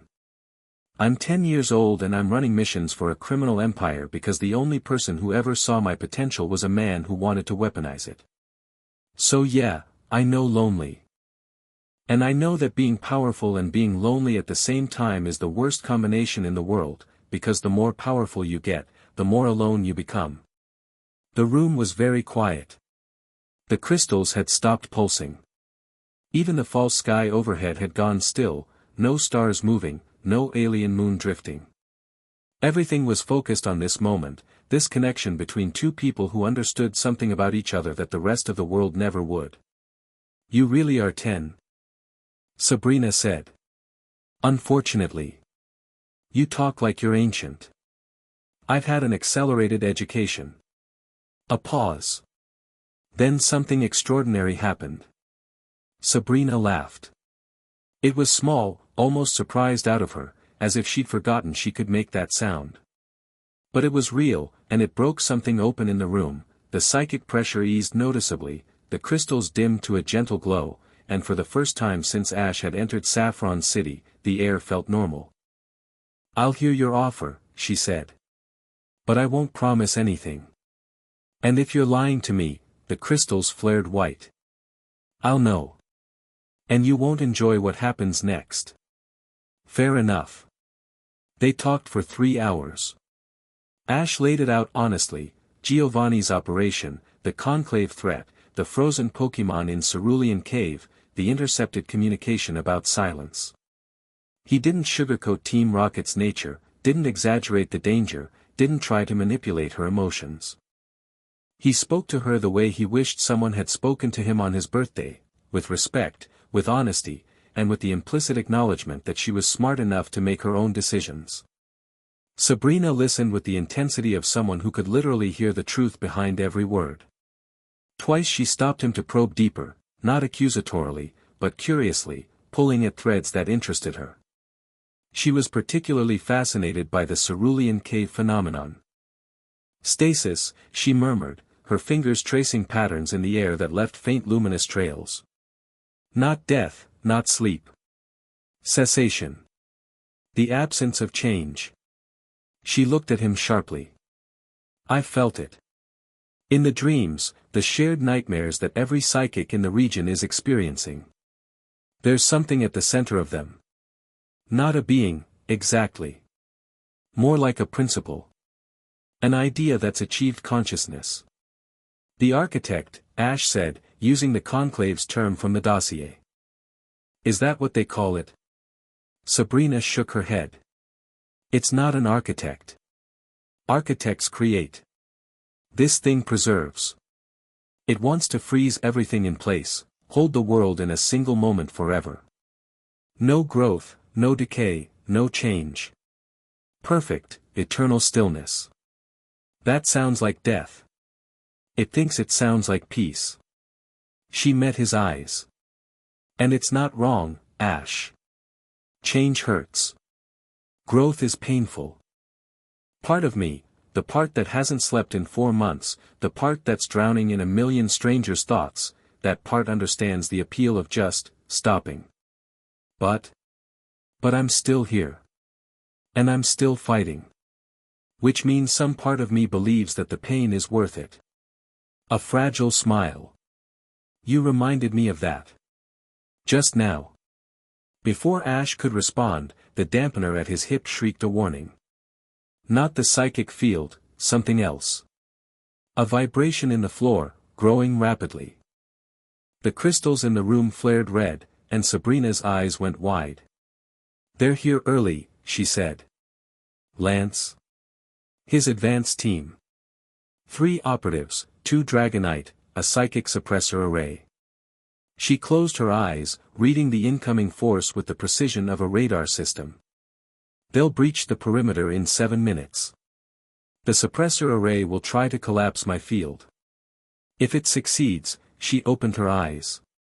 I'll fight. I can't help it. When the field destabilizes, my power lashes out reflexively. People will get hurt. Then we make sure it doesn't destabilize. Ash's mind was already running tactical calculations, Giovanni's training kicking in with the smooth certainty of a machine engaging. Can you hold the field stable if I handle the suppressor?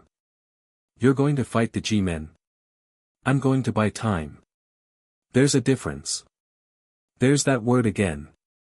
She looked at him with an expression he couldn't quite read, gratitude, maybe, or the beginning of something deeper.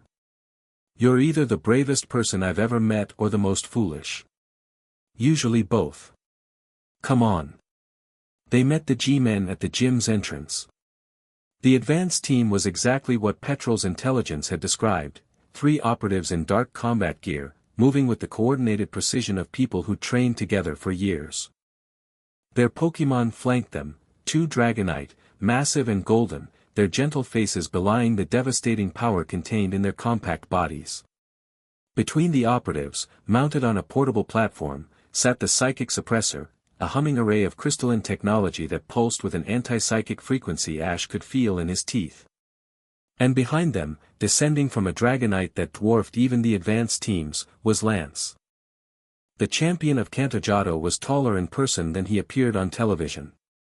His red hair was windswept from the flight, and his cape, ridiculous on anyone else, somehow looked natural on a man who radiated authority the way Sabrina radiated psychic power. His eyes found Ash immediately, and his expression shifted from professional focus to sharp recognition. Giovanni's boy, Lance said. Not hostile. Evaluating. I should have known. Champion. Ash stood in the gym doorway, Kale's pokeball in his hand. Behind him, he could feel Sabrina's presence, her power held in tight control, vibrating with the effort of restraint. You're early. My intelligence said 12 hours. Your intelligence was wrong. Or deliberately misleading. Lance's gaze moved past Ash to Sabrina. Miss Sabrina. I'm here to offer you safe transport to the Indigo Plateau, where the League has arranged a facility capable of helping you manage your abilities. A facility, Sabrina said. You mean a prison? I mean a treatment center. With psychic specialists, medical support, and proper containment for your safety and the safety of others. Containment. The word hung in the air like poison. The crystals in the gym entrance pulsed darker. You're asking me to cage myself because my power makes you uncomfortable. I'm asking you to accept help before someone gets killed. Lance's voice was level, reasonable, and utterly unyielding. The quarantine zone has displaced 8,000 civilians. 3 people have been hospitalized with psychic trauma. Your field is growing, and you can't control it. This isn't a punishment, Sabrina. It's an intervention. It's a leash dressed up in clinical language, Ash said. And we both know it. Lance's attention snapped to him. This doesn't concern you, Rosso. I'm standing in the doorway. It concerns me. You're a 10-year-old child operating on behalf of a criminal organization. Step aside, or I'll have you arrested for obstruction of League operations. Go ahead. Arrest Giovanni's son in front of what I'm guessing is at least 3 news drones that followed your Dragonite into the city. Ash nodded toward the sky, where tiny black specks hovered at high altitude. That'll be great optics for the League. Champion arrests child while psychic crisis continues. Lance's jaw tightened. He hadn't noticed the drones. That was interesting. It meant he'd rushed the operation, prioritizing speed over discretion. Which meant the League was more afraid of Sabrina than they were letting on. What's your play here, Rosso? You can't fight me, and you can't stop the suppressor. I don't need to do either. Ash kept his voice steady, his posture relaxed. Everything Giovanni had taught him about negotiation boiled down to one principle: control the frame. Whoever defined the terms of the conversation controlled its outcome. I need you to consider the possibility that you're about to make this worse. Explain. Your suppressor is designed to collapse Sabrina's psychic field. But her field isn't a weapon, it's a survival mechanism. She's been holding back a power that's growing beyond her ability to contain. Your suppressor won't shrink the power, it'll just destroy the container. What do you think happens when you break the dam on the strongest psychic force in recorded history? Lance was quiet for a moment. Behind him, one of the G-Men operatives shifted uncomfortably. She'd understood the implication before her boss did, which told Ash she was the team's psychic specialist. Your operative knows I'm right, Ash said, nodding toward the woman. Ask her. Lance glanced back. The operative, a woman with close-cropped silver hair and the haunted eyes of someone who'd spent too long in psychic proximity, gave a reluctant nod. He's not wrong, sir. If we collapse the field by force, the backlash could be catastrophic. Citywide psychic event. Mass confusion, potential casualties. Then what do you suggest? Lance asked. The question was directed at his operative, but his eyes were on Ash. Give me time, Ash said. 72 hours. I'm not asking you to trust Team Rocket. I'm asking you to trust that I don't want to see Saffron City burn any more than you do. And in 72 hours. Sabrina walks out of this gym voluntarily. Not to your containment facility, to a neutral location where she can work with psychic specialists of her choosing. No cages. No suppressors. No League collar. That's not how this works. It's how it's going to work. Because the alternative is your suppressor triggering a psychic explosion that flattens 6 city blocks, and both of us spending the rest of our careers explaining how we let that happen. The standoff lasted 45 seconds. Ash counted every one. Lance's Dragonite rumbled behind him, sensing its trainer's tension. Kale vibrated in his pokeball, ready to emerge at a thought.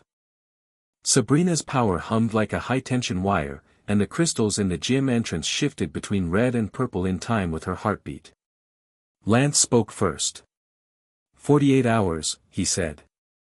Not 72. And I'm posting a perimeter team. If anything changes, if the field expands by a single meter, if there's a single additional civilian incident, I'm coming in. And I won't be asking permission. Agreed. Lance held his gaze for another long moment. Then he turned to his team. Stand down. Maintain perimeter. Suppressor on standby but not active. He looked back at Ash, and something complicated moved behind those sharp eyes, respect, maybe, grudging and unwilling.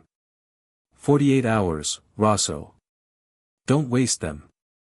He mounted his Dragonite and rose into the saffron sky, cape streaming behind him like a banner. The advance team pulled back, the suppressor array powering down with a reluctant whine. In 3 minutes, the gym entrance was clear. Ash let out a breath he hadn't realized he'd been holding. You just faced down the Kanto champion, Sabrina said from behind him. And won. I didn't win. I bought time. Those are different things. Are they? He came to take me. I'm still here. From where I'm standing, that's a victory. From where I'm standing, we have 48 hours to figure out how to stabilize your power before Lance comes back with something bigger than a suppressor array. He turned to face her. Can it be done? Sabrina was quiet for a moment. The crystals around them had settled into a gentle, steady pulse, the calmest Ash had seen them since entering the gym. Maybe, she said. My power isn't unstable because it's broken. It's unstable because it's growing beyond the framework I have to contain it. Like trying to hold an ocean in a teacup. She paused. I need a new framework.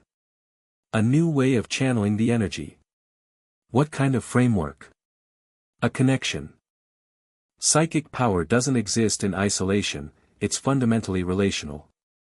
It's about the link between minds. My power is overwhelming me because I have no anchor.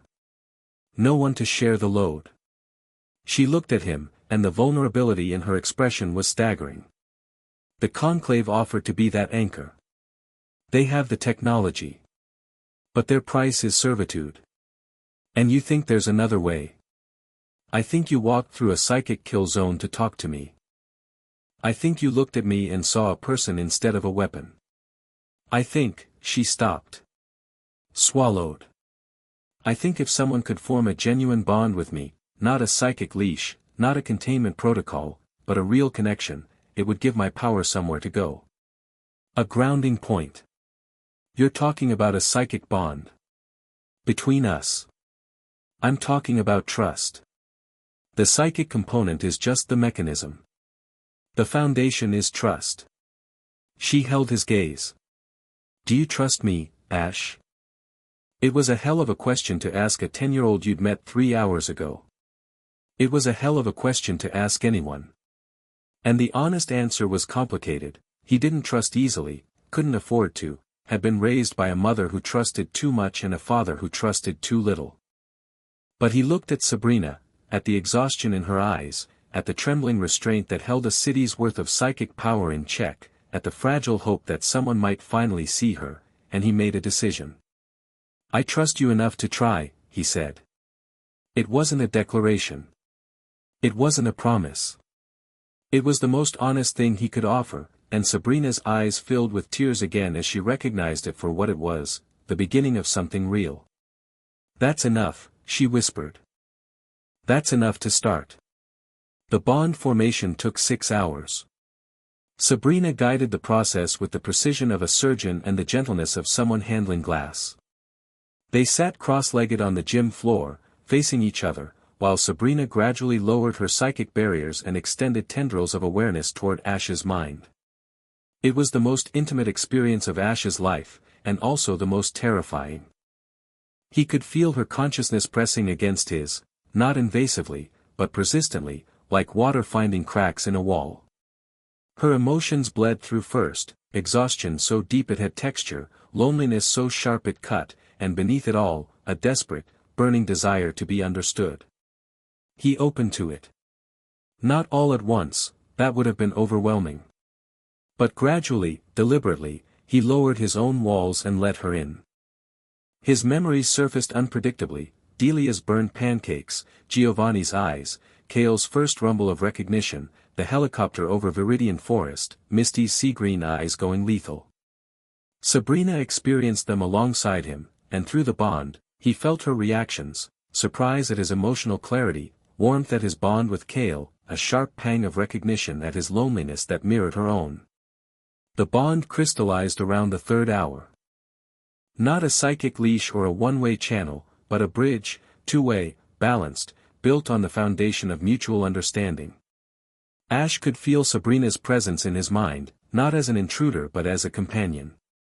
A warmth at the edges of his consciousness that hadn't been there before. And through the bond, Sabrina's power found its anchor. The effect was immediate and dramatic. The psychic field that had been crushing Saffron City for months contracted like a released fist, pulling back from the abandoned blocks, retreating from the quarantine zone, folding in on itself until it was contained within the gym walls. The whispers stopped. The pressure vanished. And for the first time in months, Saffron City was quiet, properly quiet, the normal quiet of a city going about its business. Sabrina opened her eyes. They were still vast and dark and impossible, but something had changed in them. The drowning look was gone. In its place was something like peace, fragile, tentative, but real. "I can hear them," she said, and her voice was steady. "The city. All the mines. But it's manageable now. Like turning a fire hose into a faucet." She looked at him with wonder. "You're an anchor. A psychic anchor. I can channel the overflow through the bond and ground it. It works, Ash. It actually works." Ash blinked. His head was pounding, his body felt like he'd run a marathon, and there was a new presence in his mind that he was going to need considerable time to get used to. But Sabrina was smiling, genuinely smiling, the first real smile she'd produced in months, and despite everything, he found himself smiling back. "Great," he said. "Now we just have to convince Lance that you're not a threat anymore before he shows up with an army." "About that." Sabrina's smile turned slightly wicked. "I may have already sent him a psychic message." Gently. "Just a brief impression of the field contracting and my emotional state stabilizing." "You contacted the champion of Kanto telepathically without warning?" "I also apologized for the disruption to the city. And suggested that his cape is impractical in combat." Ash stared at her. Then he started laughing, the first real, unguarded laugh he'd produced in months. Sabrina joined him, and the sound of their laughter echoed through the empty gym, bouncing off crystals that pulsed a gentle, contented blue. Lance returned in 6 hours, not 48. He came alone this time, no strike team, no suppressor. Just the champion and his dragonite, landing on the gym's front steps with the measured caution of a man who'd received a telepathic message and wasn't sure how to feel about it. Ash met him at the door. Sabrina stayed inside by choice, not hiding, but recognizing that the negotiation would go smoother without her overwhelming presence in the room. "The field contracted," Lance said without preamble. "My instruments confirmed it. The quarantine zone is clear. I told you I'd handle it. You told me 48 hours. It's been 8. Lance studied him with that sharp, evaluating gaze. "What did you do?" "I talked to her. Listened. Offered her a choice instead of an ultimatum." "And the psychic stabilization?" "Our analysts are saying the field didn't just contract, it restructured. That's not something you achieve through conversation." Ash considered how much to reveal. The bond was private, his and Sabrina's, and he wasn't inclined to hand the League detailed intelligence about how it worked. But Lance wasn't stupid, and lying to the champion would be counterproductive in the long run. Sabrina's power needed an anchor. A relational connection that could help her ground the overflow. I provided that. You.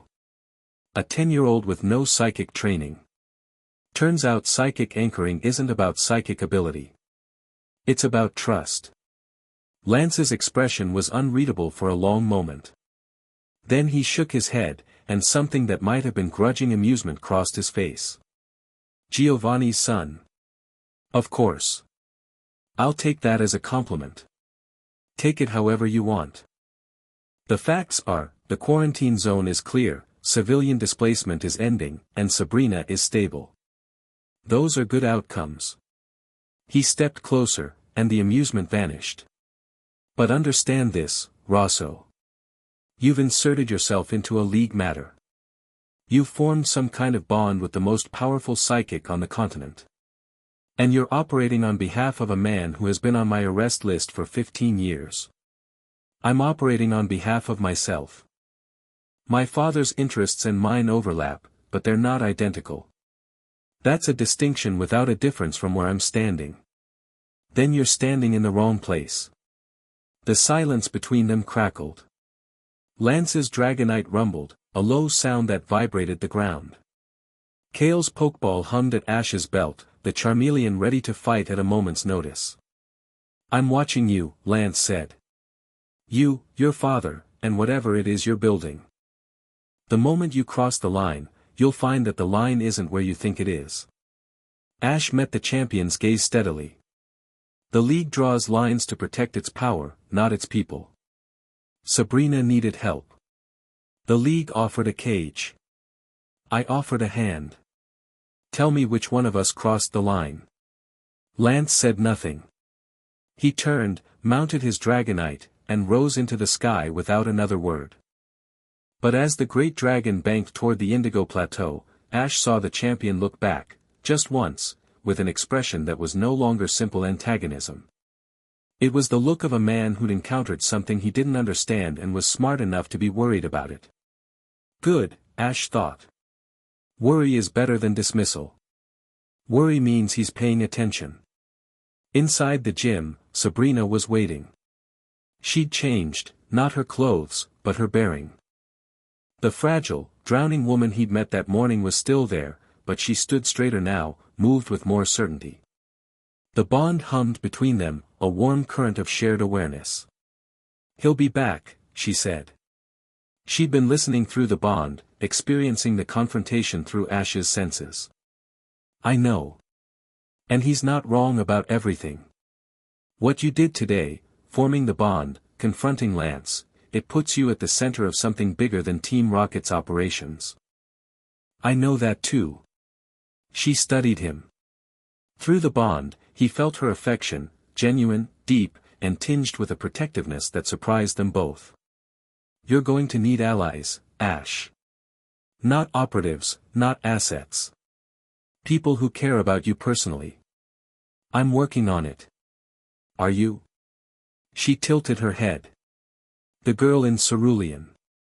The redhead with the Garridos. You think about her. Ash blinked. You can see that. The bond goes both ways. And you weren't exactly hiding it. A gentle smile. She's interesting. Angry, brave, and too proud to ask for help. Sounds familiar. Don't psychoanalyze he stopped. What was Misty to him? Not a friend. Not an ally. Not yet. Don't psychoanalyze anyone. Too late. Occupational hazard. She touched his arm, the first physical contact she'd initiated since they'd met. Her skin was cool, her fingers light. Go to her, Ash. Not for your father. Not for Team Rocket. For yourself. You need people who see you, not Giovanni's heir, not the Rocket Prince, just you. And I think she might. He looked at her, this woman who'd been drowning in an ocean of other people's thoughts and had chosen to trust a 10-year-old stranger, and felt the bond between them pulse with something that was becoming, quietly and without fanfare, the foundation of something lasting. And you? He asked. What will you do? Stay here. Rebuild. The gym needs work, and I need to learn how to live with this." She gestured at the bond, at herself, at the power that flowed through her with controlled grace instead of overwhelming force. "But I'll be here when you need me. Always." "I know," he said. And through the bond, they both felt the truth of it. Later that night, back at the rocket transport, Ash opened his Pokédex to find 3 messages waiting. The first was from Giovanni: "Saffron situation resolved. Well done. Sabrina's cooperation status?" He replied, "Voluntary ally. Not an asset. Respect the distinction." A long pause. Then, "Understood." The second message was from Petrol: "League chatter intercepted. Lance has filed a report on you. Classification: person of interest. Congratulations, you're on the G-Men's radar at 10 years old. That might be a record." Ash smiled thinly. Being noticed was the point. Being underestimated had been useful, but it had an expiration date. The third message was from an unknown source: "No sender ID, no routing information, just text on a black screen. We see you, little Rosso. The psychic was to be ours. You've made an enemy today. Remember this kindness when the silence comes." The Ether Conclave. They'd been watching. Of course they'd been watching. Ash stared at the message for a long time. Then he deleted it, lay back on the transport's narrow bunk, and closed his eyes. Through the bond, he could feel Sabrina's consciousness, distant but present, a warm star at the edge of his awareness. And at his belt, Kale rumbled in his pokeball, the Charmeleon's fire burning steady against the dark. 3 players on the board now. Team Rocket. The League. The Conclave. And Ash, sitting at the intersection of all 3, building something that none of them fully understood. Somewhere in Cerulean City, Misty Waterflower found an anonymous donation in the gym's account, enough to repair the diving board, fix the filtration system, and fund a junior trainer program for a full year. No strings attached. No note. Just money, appearing like it had always been there. She stared at the account statement for a very long time. Then she picked up her phone and dialed the Viridian City business directory. "Rosso Holdings," said the receptionist. "How may I direct your call?" Misty hesitated. Every instinct she had screamed that this was a mistake. That taking anything from Giovanni's world was the first step on a road she couldn't come back from. But the diving board was cracked. And the kids in her junior program didn't have anywhere else to train. And somewhere in the back of her mind, a 10-year-old boy with dark eyes and an old soul had told her she was better than this, and she couldn't quite stop believing him. "I'd like to speak with Ash Rosso," she said. "Tell him the gym leader from Cerulean is returning his call." And in a rocket transport flying west through the night sky, a black Pokédex buzzed with an incoming call, and Ash Rosso smiled in the darkness. It was a small smile. Quiet. Private. The kind of smile that belonged to someone who was learning, slowly and against all odds, that power wasn't the only thing worth building. Some things you couldn't buy or steal or demand. Some things you could only earn. He answered the phone. Chapter 2 and Chapter 3, Crowns and Collapse. 6 months changed everything and nothing.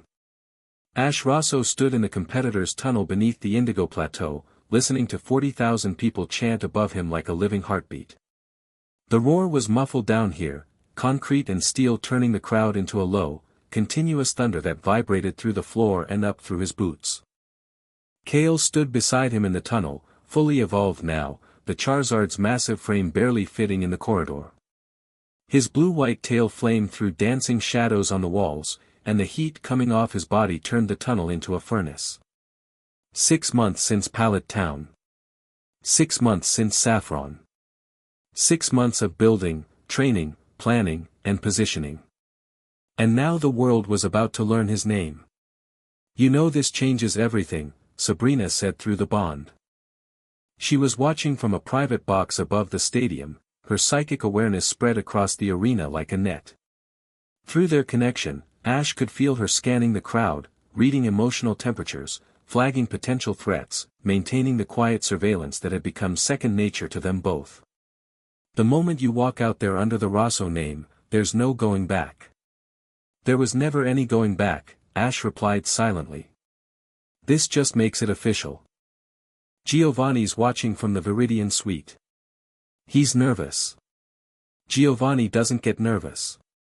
Giovanni's son is about to announce to the world that the most wanted crime lord in Kanto has an heir who's been training with rocket resources for half a year. Trust me, he's nervous. He's just very good at hiding it. Ash almost smiled. The bond with Sabrina had deepened over the months into something neither of them had fully anticipated. Not romantic, their connection existed in a space beyond simple categorization. She was his anchor, his intelligence network, his confidant. He was her grounding point, her bridge back to humanity, the one person whose mind she could touch without drowning. They'd developed a shorthand that went beyond telepathy, shared emotional cues, synchronized instincts, a mutual awareness so finely tuned that Sabrina sometimes finished his tactical assessments before he completed the thought. It had made him formidable. It had made her stable. And it had made the conclave very, very angry. He checked his team one final time. 6 pokeballs at his belt, each containing a partner he'd bonded with over months of intensive training. Kale, his Charizard, the cornerstone. Spectre, the Jengar he'd acquired from Lavender Tower after a mission that still gave him nightmares. Tempest, a Gyarados bred from Rocket's deep water program, a monster of the deep that made even Misty's impressive specimen look undersized. Phantom, an Alakazam that Sabrina had helped him bond with, its psychic abilities amplified by their shared connection. Nyx, an Umbreon evolved under moonlight during a stakeout in Johto that had gone sideways. And Wrath, a Tyranitar that had chosen him after he'd walked into its mountain territory alone and refused to leave until it acknowledged him. Not a conventional team. Not a balanced team, by league standards. But a devastating one, forged through genuine partnership rather than competitive optimization. Ash. A voice from behind him. Physical, not psychic. He turned. Misty stood at the tunnel entrance, dressed in casual clothes rather than her gym leader uniform, her red hair loose around her shoulders. She looked different from the fierce, crumbling gym version he'd met 6 months ago, healthier, more confident, carrying herself with the quiet authority of someone who'd found her footing. The anonymous donations had become not so anonymous over the months, evolving into a legitimate sponsorship arrangement that had transformed the Cerulean gym into one of the premier training facilities in Kanto. Misty had never formally allied with Team Rocket. She'd allied with Ash. The distinction mattered to both of them. "You came," he said. "Told you I would." She looked at Kale, and the Charizard rumbled a greeting.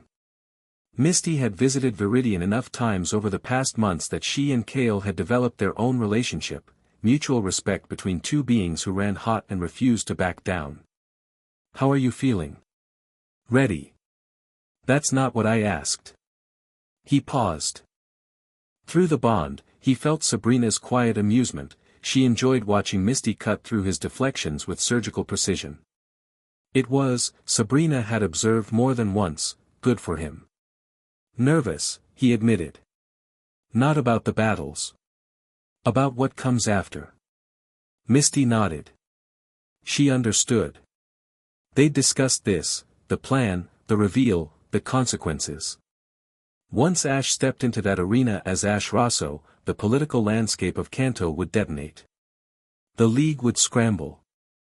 The media would lose its collective mind. And every power player in 6 regions would have to recalculate their position relative to a 13-year-old boy who'd just announced himself as Giovanni's heir. He'd aged in ways that went beyond the calendar. The combat training had hardened his body, lean, quick, with the controlled physicality of someone who understood violence as a tool rather than a spectacle. His face had sharpened, losing the last round softness of childhood. But it was his eyes that people noticed, dark brown, like his father's, but warmer. More human. The eyes of someone who'd chosen power without losing the ability to care about what he did with it. "Whatever happens up there," Misty said, "I've got your back. You know that." "I know." She punched his shoulder. "Hard enough to mean it, light enough to be affection. Go show them who you are, Rosso." He turned back to the tunnel. The crowd roared. Kale's flame burned blue. Ash walked into the light. The Indigo Plateau Arena was a coliseum of modern engineering, a massive bowl of tiered seating surrounding a battlefield that could be reconfigured for any terrain type.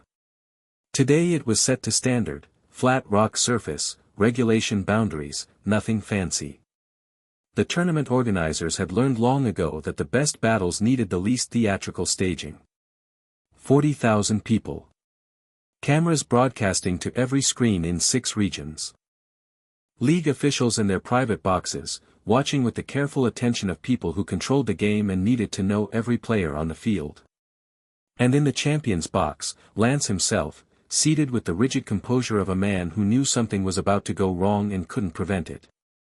Ash's name flashed on the scoreboard, ASH Rosso, Viridian City. The silence lasted exactly 2 seconds.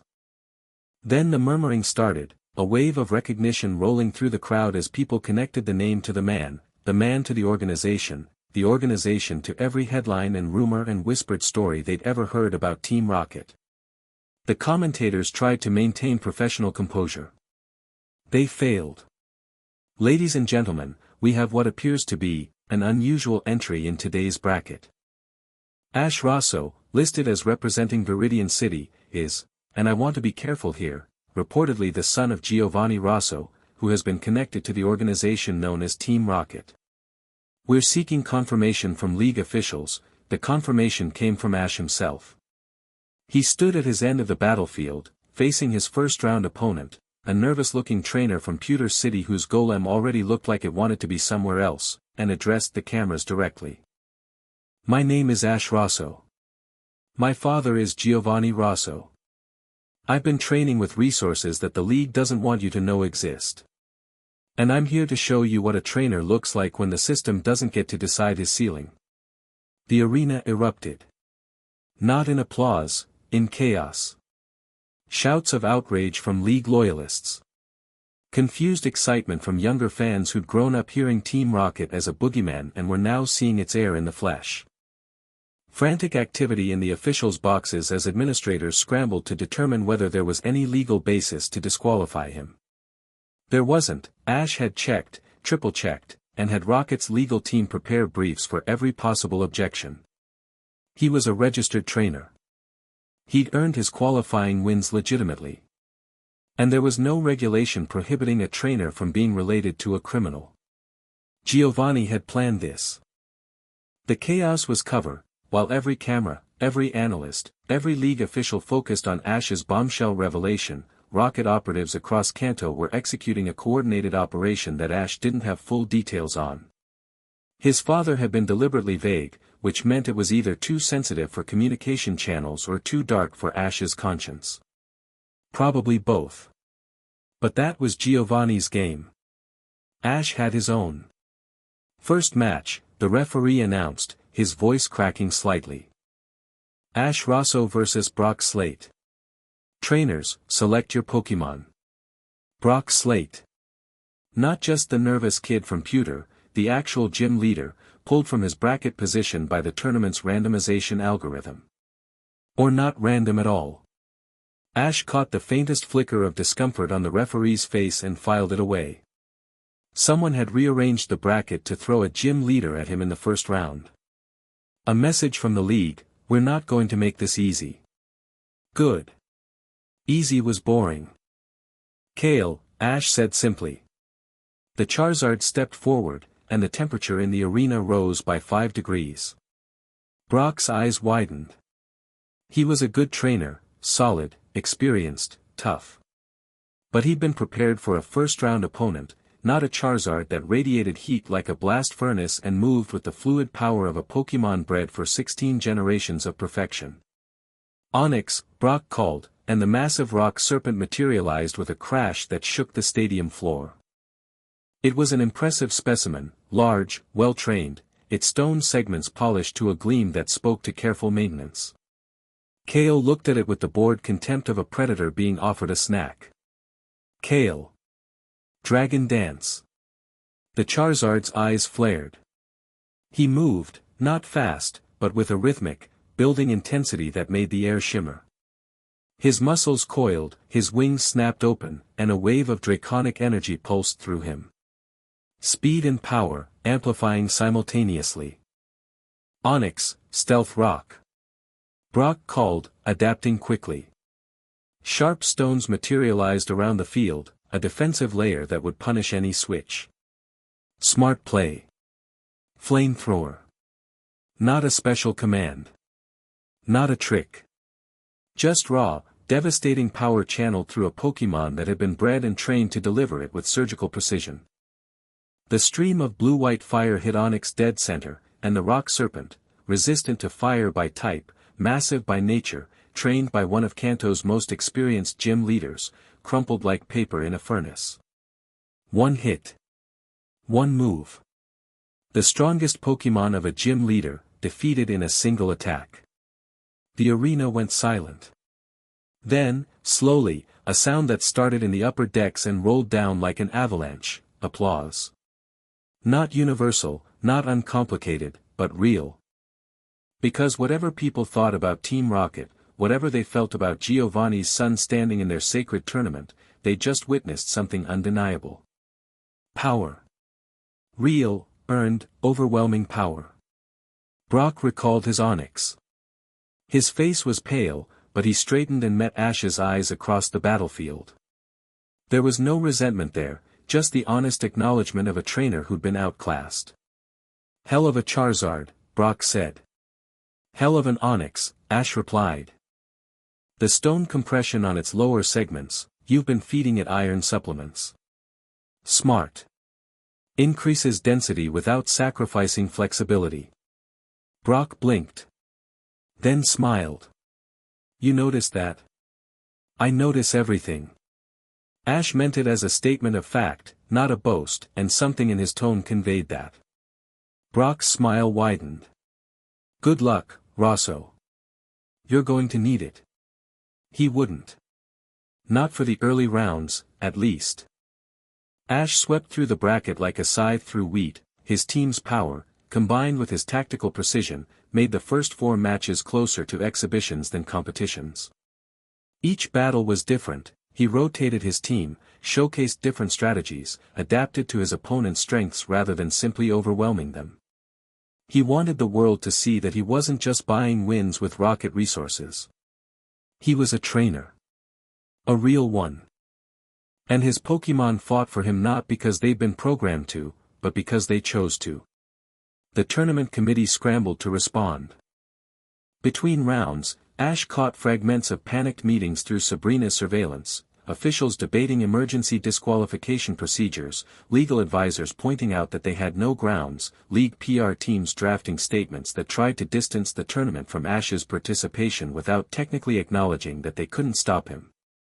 They're terrified, Sabrina reported through the bond, her amusement warm and sharp. Not of you specifically. Of what you represent. If Giovanni's son can walk into their tournament and dominate with rocket-trained Pokémon, it undermines their entire narrative about the league being the path to greatness. That's the point. I know. I'm just enjoying watching them squirm. The first real challenge came in the quarterfinals. His opponent wasn't a gym leader or a tournament regular. She was a woman in her mid-20s with platinum blonde hair, gray eyes that missed nothing, and the quiet confidence of someone who'd been the best in the world for long enough that she'd forgotten what doubt felt like. Cynthia Sharona. Sinnoh champion. The crowd recognized her before the announcers did. The reaction was electric, gasps, shouts, a surge of excitement that even the controversy surrounding Ash couldn't dampen. Cynthia was royalty in the Pokémon world. The youngest person to ever hold a regional championship, a master strategist whose Garchomp was considered one of the strongest Pokémon alive, and, perhaps most relevantly, an investigator of ancient myths whose research had brought her into direct conflict with criminal organizations before. She wasn't here by accident. Ash knew that immediately. Champion-level trainers didn't enter regional tournaments on a whim. She was here for him, or more precisely, for what he represented. Rocket's expansion into Sinnoh had been on her radar for months, and Ash's public debut had given her the perfect excuse to take a closer look. They faced each other across the battlefield, and the silence in the arena was absolute. 40,000 people holding their breath. Ash Rosso, Cynthia said. Her voice was calm, almost musical, with the faint accent of Celestic Town beneath her polished diction. I've been looking forward to this. Champion Sharona. I'm honored. Don't be honored. Be ready. A slight smile. I don't hold back for anyone. Especially not for someone who's made the kind of entrance you have. I wouldn't expect you to. She released her spiritome. The ghostly entity materialized with a shriek that made the stadium lights flicker, a mass of malevolent faces swirling within a spectral vortex, anchored to a keystone that pulsed with ancient energy. No weaknesses.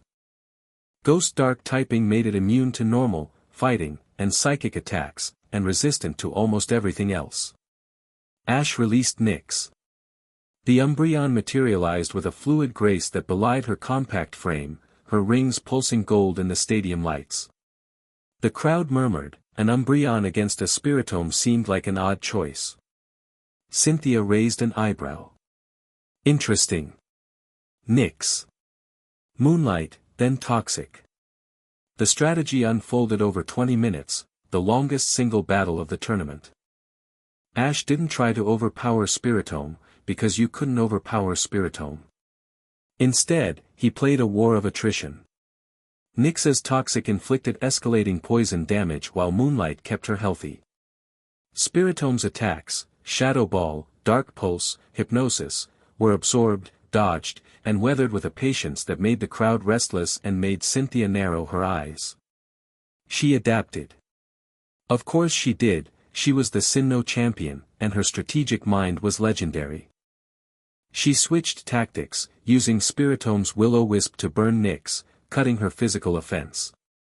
Ash countered with Protect, stalling for poison damage. Cynthia used Rest to clear the poison. Ash reapplied it. Back and forth, move and countermove, a chess match played in real time with living pieces. The crowd, initially impatient, began to lean forward.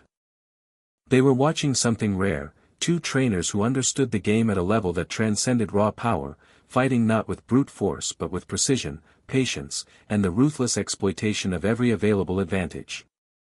Spiritome fell after 22 minutes. Nyx was battered, burned, exhausted, but standing. Cynthia recalled her Pokémon without expression. But something had changed in her eyes. The casual assessment was gone, replaced by the sharp focus of a competitor who'd realized she was in a real fight.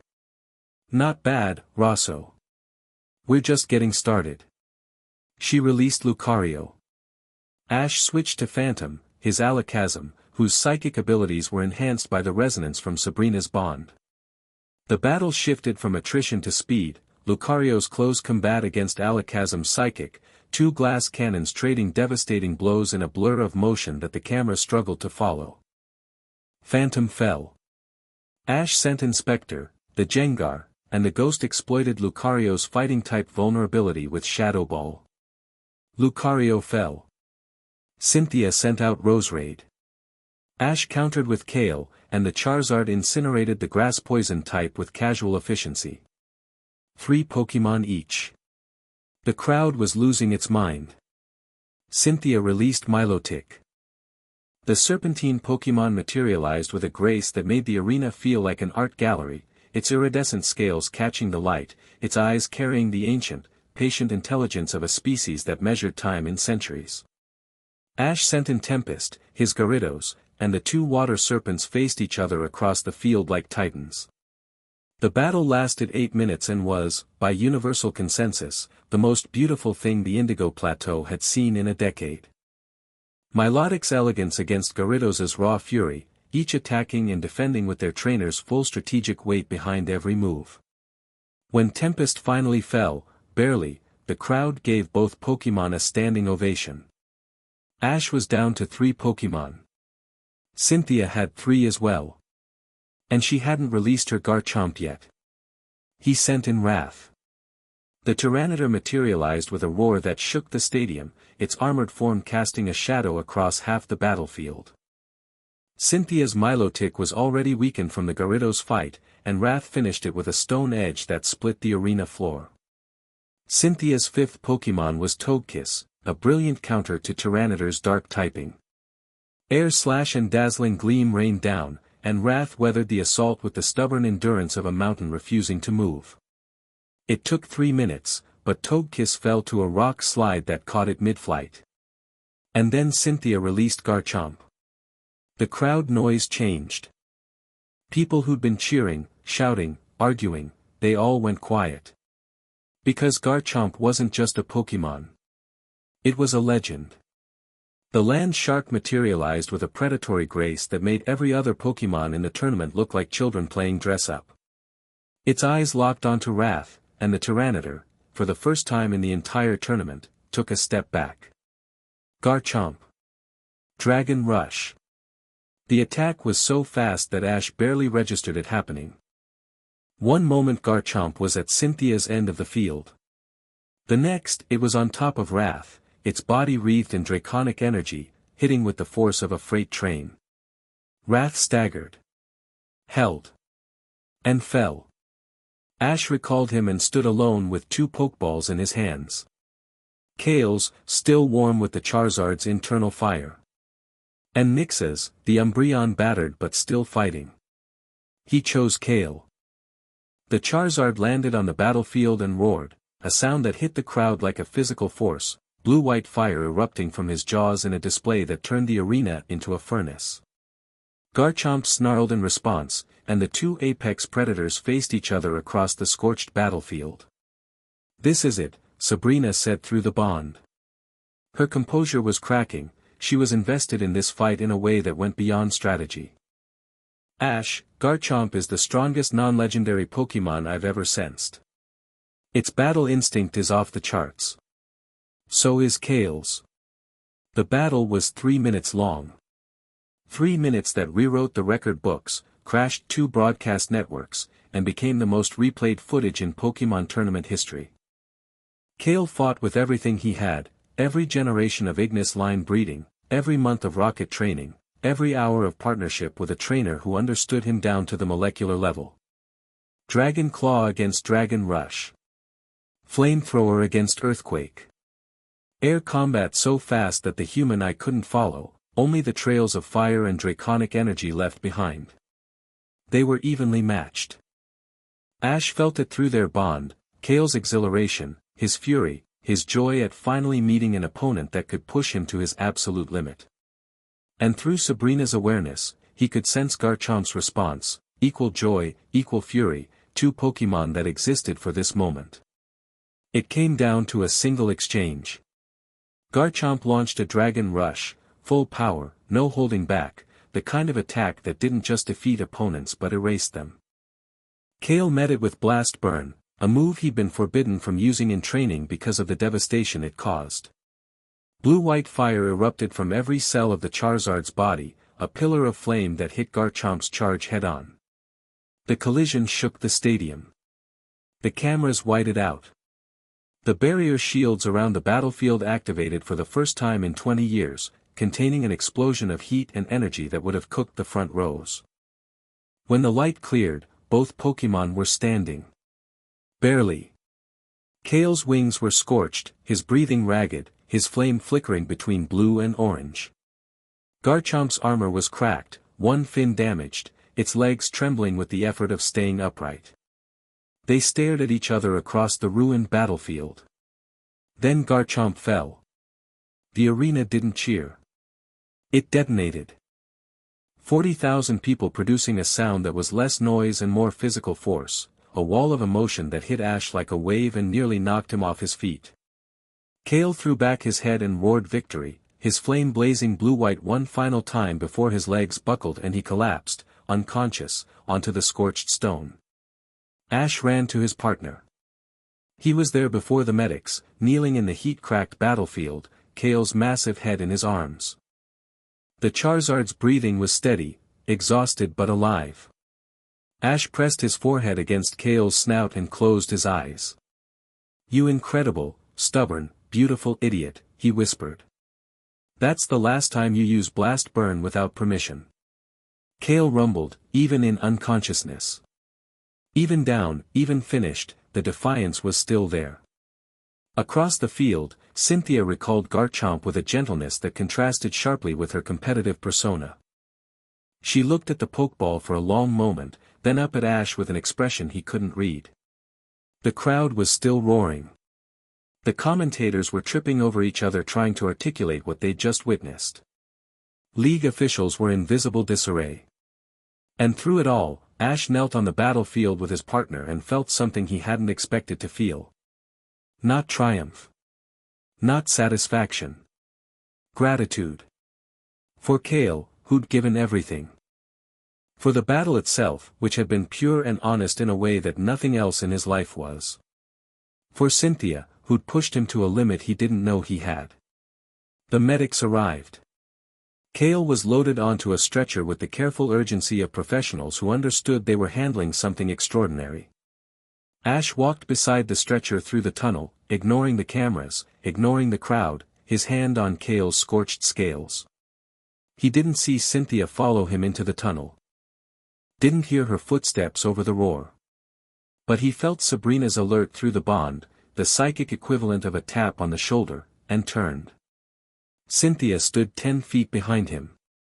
Up close, she looked different from the polished champion image. Her hair was disheveled from the stadium wind, her coat singed from residual heat, and there was a scratch on her cheek from a piece of flying debris that had gotten past the barrier. She looked real. Human. "That was the best battle I've had in 3 years," she said. "Your Charizard is extraordinary. He's not just extraordinary.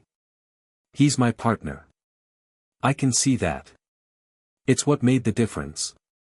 She paused. "I didn't come here just for the tournament, Ash. I know. Rocket's operations in Sinnoh are expanding. Supply lines through Snowpoint, financial channels through Hearthome, recruitment operations in Veilstone. I've been tracking it for months. That's my father's business, not mine. Can you really separate the two?" He met her gaze steadily. "I can try. And if I find something that crosses a line, I'll deal with it myself." "Your father's lines or yours?" "Mine." Cynthia studied him for a long time. Through the bond, Sabrina was reading the champion's emotional state and feeding Ash a steady stream of impression, genuine respect, strategic calculation, personal curiosity, and something else, something warmer and more complicated that Sabrina flagged with the psychic equivalent of a raised eyebrow. "She's attracted to you," Sabrina observed silently. "Not physically, you're 13. But intellectually. Strategically. She sees a peer, and that's rare for someone at her level. Not helpful right now, Sabrina. Just noting it for the record. There's a threat beyond Team Rocket," Cynthia said. "Something I've been researching through ancient texts in Celestic Town. References to a force that predates the legendary Pokémon, something that existed before Arceus shaped the world. The texts call it the Silence." She watched his reaction. "You've heard of it. The Ether Conclave mentioned it. The Conclave is a symptom. The Silence is the disease." She stepped closer. "I've seen what's happening in the ruins, Ash. In Sinnoh, in Johto, even here in Kanto. Pokémon freezing. Time stopping. Reality itself becoming optional. Whatever the Silence is, it's waking up. And neither the League nor Team Rocket is equipped to handle it alone. Are you proposing an alliance?" "I'm proposing a conversation. A real one, without the tournament cameras and the political theater. You have resources I need. I have information you need. And we both have something the League and Team Rocket don't, the willingness to look at a problem without ideology getting in the way. Ash considered this. The offer was genuine, Sabrina confirmed it. And Cynthia's information about the silence filled gaps in Rocket's intelligence that had been bothering him for months. After the tournament, he said. I have a third-place match to win first. Cynthia's smile was slight, warm, and carried the promise of complications to come. I'll be watching. She left. Ash stood in the tunnel and processed the encounter while medics worked on Kale behind him. Cynthia Sharona. The Sinnoh champion. Possibly the strongest trainer alive. And she wanted to work with him. Your life is getting very complicated very quickly, Sabrina observed. Thanks. I hadn't noticed. The third-place match was almost an afterthought. Ash won it with Nyx and Spectre alone, the Umbreon and Jengar dismantling his opponent's team with the efficient brutality of Pokémon who had something to prove. The crowd's reaction was mixed, cheers from those who'd been converted by the Garchomp battle, hostile silence from League purists, and confused excitement from the vast majority who simply wanted to see what the Rocket Prince would do next. What he did next was address the crowd. The tournament organizers tried to prevent it. They cut his microphone. Sabrina restored it with a casual psychic nudge that fried the dampening circuit. They sent security to escort him off the field. Kale, recovered enough to stand, though not to fight, positioned himself between Ash and the approaching guards, and the blue-white flame in his jaws made the security team reconsider their career choices. Ash spoke. The League tells you that power must be earned through their system. That badges and rankings are the only path to greatness. That the system is fair, and meritocratic, and designed to bring out the best in every trainer. He paused. They're lying. The crowd noise shifted, the hostile elements growing louder, the supporters leaning in. The League system is designed to control. To channel your ambition into a predetermined path that keeps you dependent, keeps you predictable, and keeps you climbing a ladder that leads exactly where they want you to go. The gym challenge isn't about growth, it's about compliance. The tournament isn't about finding the best, it's about rewarding the most obedient. I'm not here to tear the system down. I'm here to show you that another way exists. A way where your potential isn't limited by someone else's rules. Where your Pokémon aren't tools for someone else's agenda. Where the only ceiling is the one you accept. He let that land. The stadium was quiet, not the hostile quiet of rejection, but the charged quiet of people hearing something they'd always suspected but never had the words for. My name is Ash Rosso. My father is Giovanni. I trained with resources the League doesn't want you to know about. And I'm standing here, in their arena, having beaten their champions, because power isn't given. It's taken. He turned and walked off the field. Behind him, Kale followed, his flame a torch in the gathering dusk. The crowd erupted, not in unity, but in passionate, divided, uncontrollable noise. Some booed. Some cheered. Some simply sat in stunned silence, processing what they'd heard. In the champion's box, Lance stood with his arms folded and his jaw set. He'd watched the entire speech without reaction, but the pen in his hand had snapped in half. In the Viridian suite, Giovanni allowed himself a single, private smile. Then he picked up his phone and began making calls. The chaos had served its purpose. The pieces were in motion. And in a private box at the stadium's highest level, in seats that weren't on any official chart, a figure in gray watched through binoculars. The figure wore the conclave symbol on a ring, the geometric eye, watching, always watching, and spoke into a communicator in a language that hadn't been spoken aloud in centuries. The boy has declared himself. Proceed with Phase 2. A pause. Then a response, transmitted from somewhere deep beneath the earth, the silence acknowledges. Accelerating timeline. Indigo Plateau is within range. The figure lowered the binoculars. Below, the crowd still raged. Ash Rosso walked through the tunnel with his Charizard at his side, victorious and defiant and completely unaware that he'd just painted a target on every person he cared about. The first strike came during the closing ceremony. Ash was in the competitors section when every Pokémon in the stadium stopped. All of them. Simultaneously. The Pokémon performing in the ceremony, the ones in Pokeballs at trainers' belts, the wild Pidgey roosting in the stadium rafters, every single one froze mid-action. A Macamp caught mid-flex. A Jigglypuff silenced mid-note. Kale, standing beside Ash, turned to stone between one breath and the next. It lasted 3 seconds. 3 seconds of absolute, terrifying stillness, during which every living thing that wasn't human simply stopped. The crowd didn't know what was happening, some laughed nervously, some screamed, most just stared in confused horror at their frozen companions. Then it ended. The Pokémon resumed as if nothing had happened. Kale shook his head, disoriented, his flame sputtering before stabilizing. The Macamp completed its flex. The Jigglypuff finished its note. But Sabrina collapsed.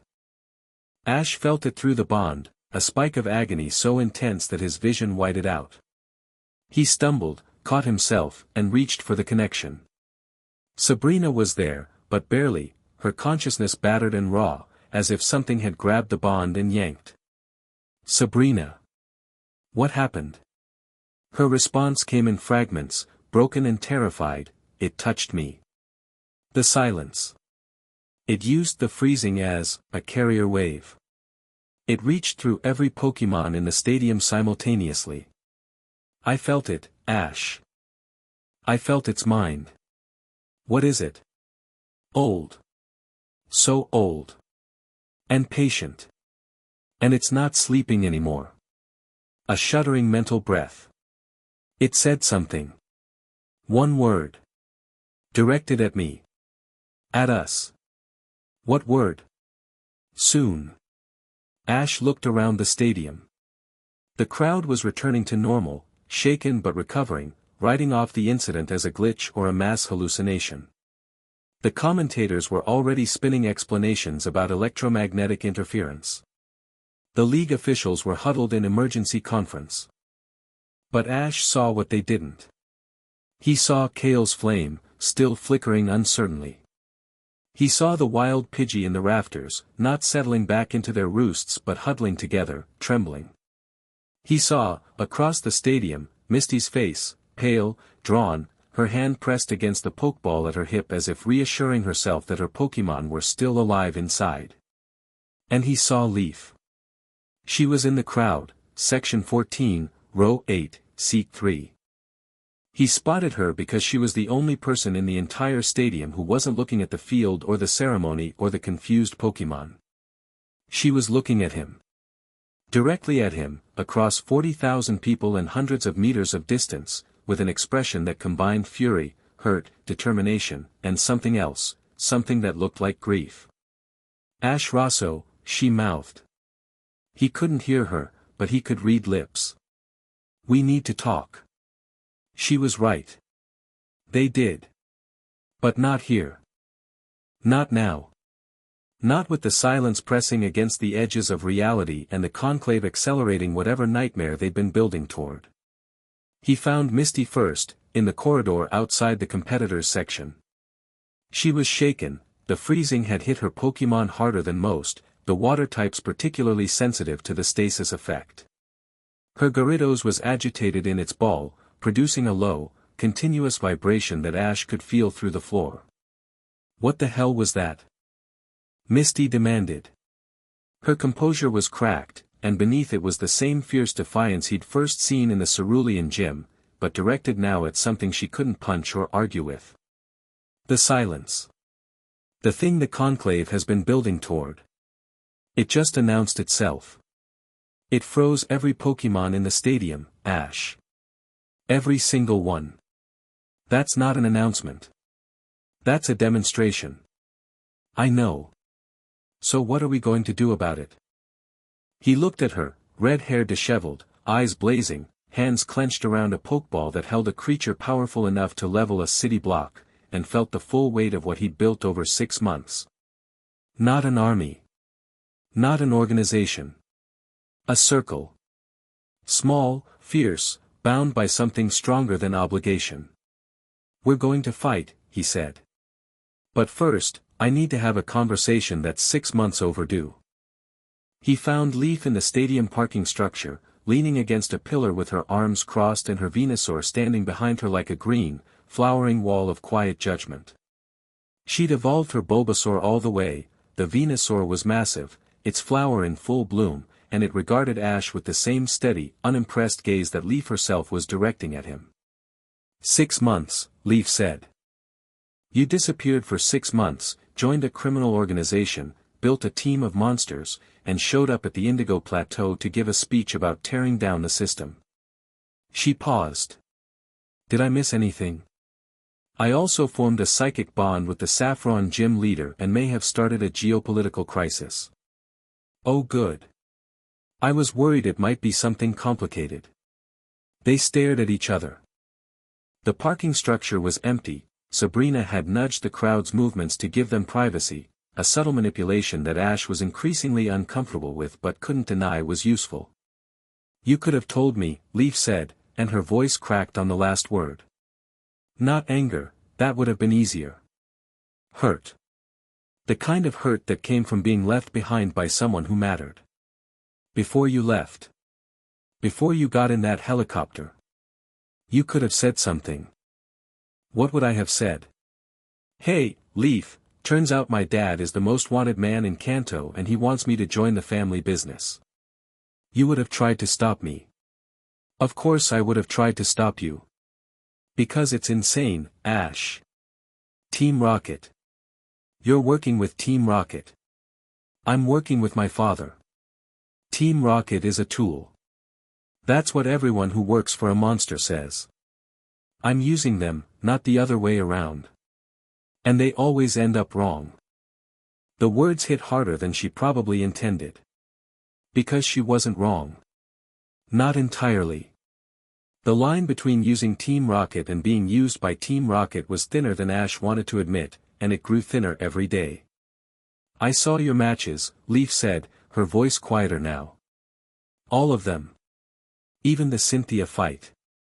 A pause. "You were amazing." "Thanks." "Don't thank me. I'm still furious with you." She pushed off the pillar and stepped closer. "But I'm here.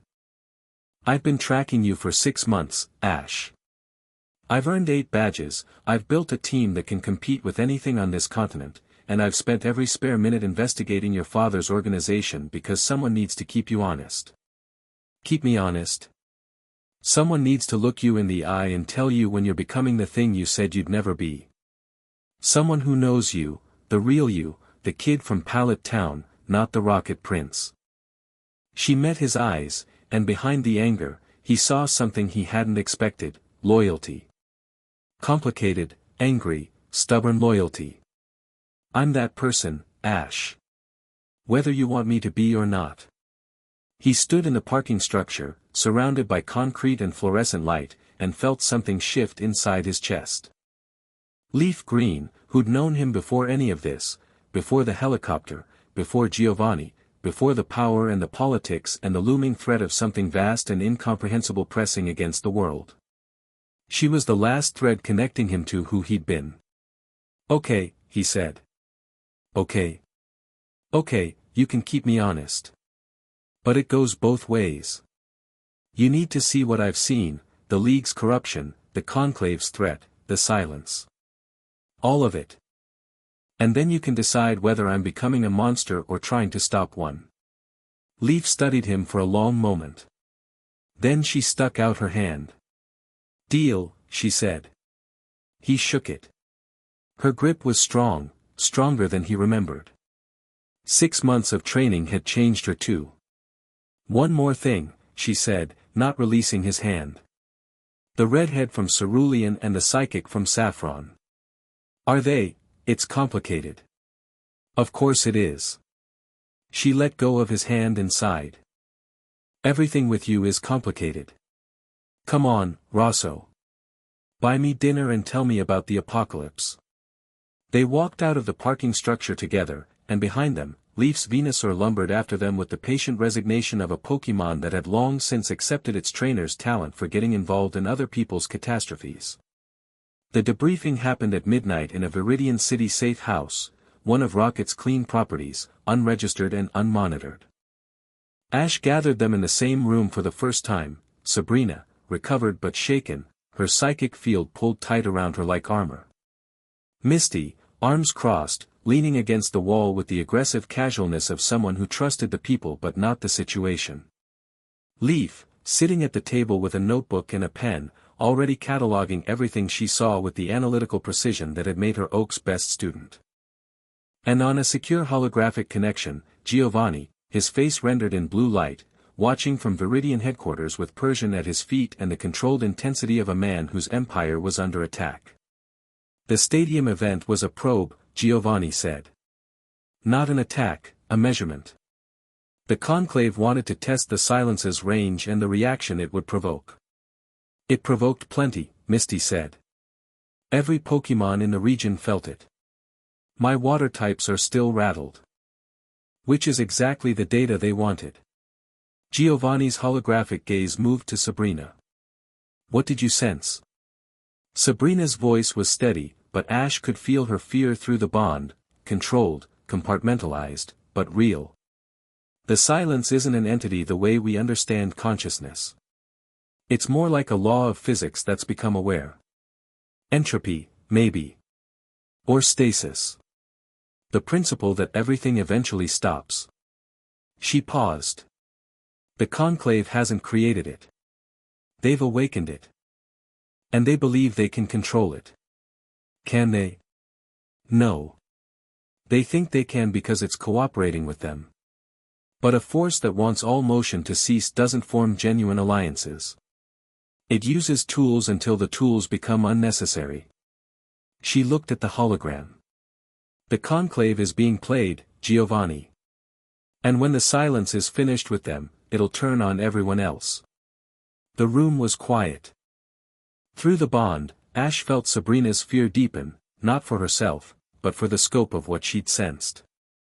The silence wasn't malevolent. It wasn't evil.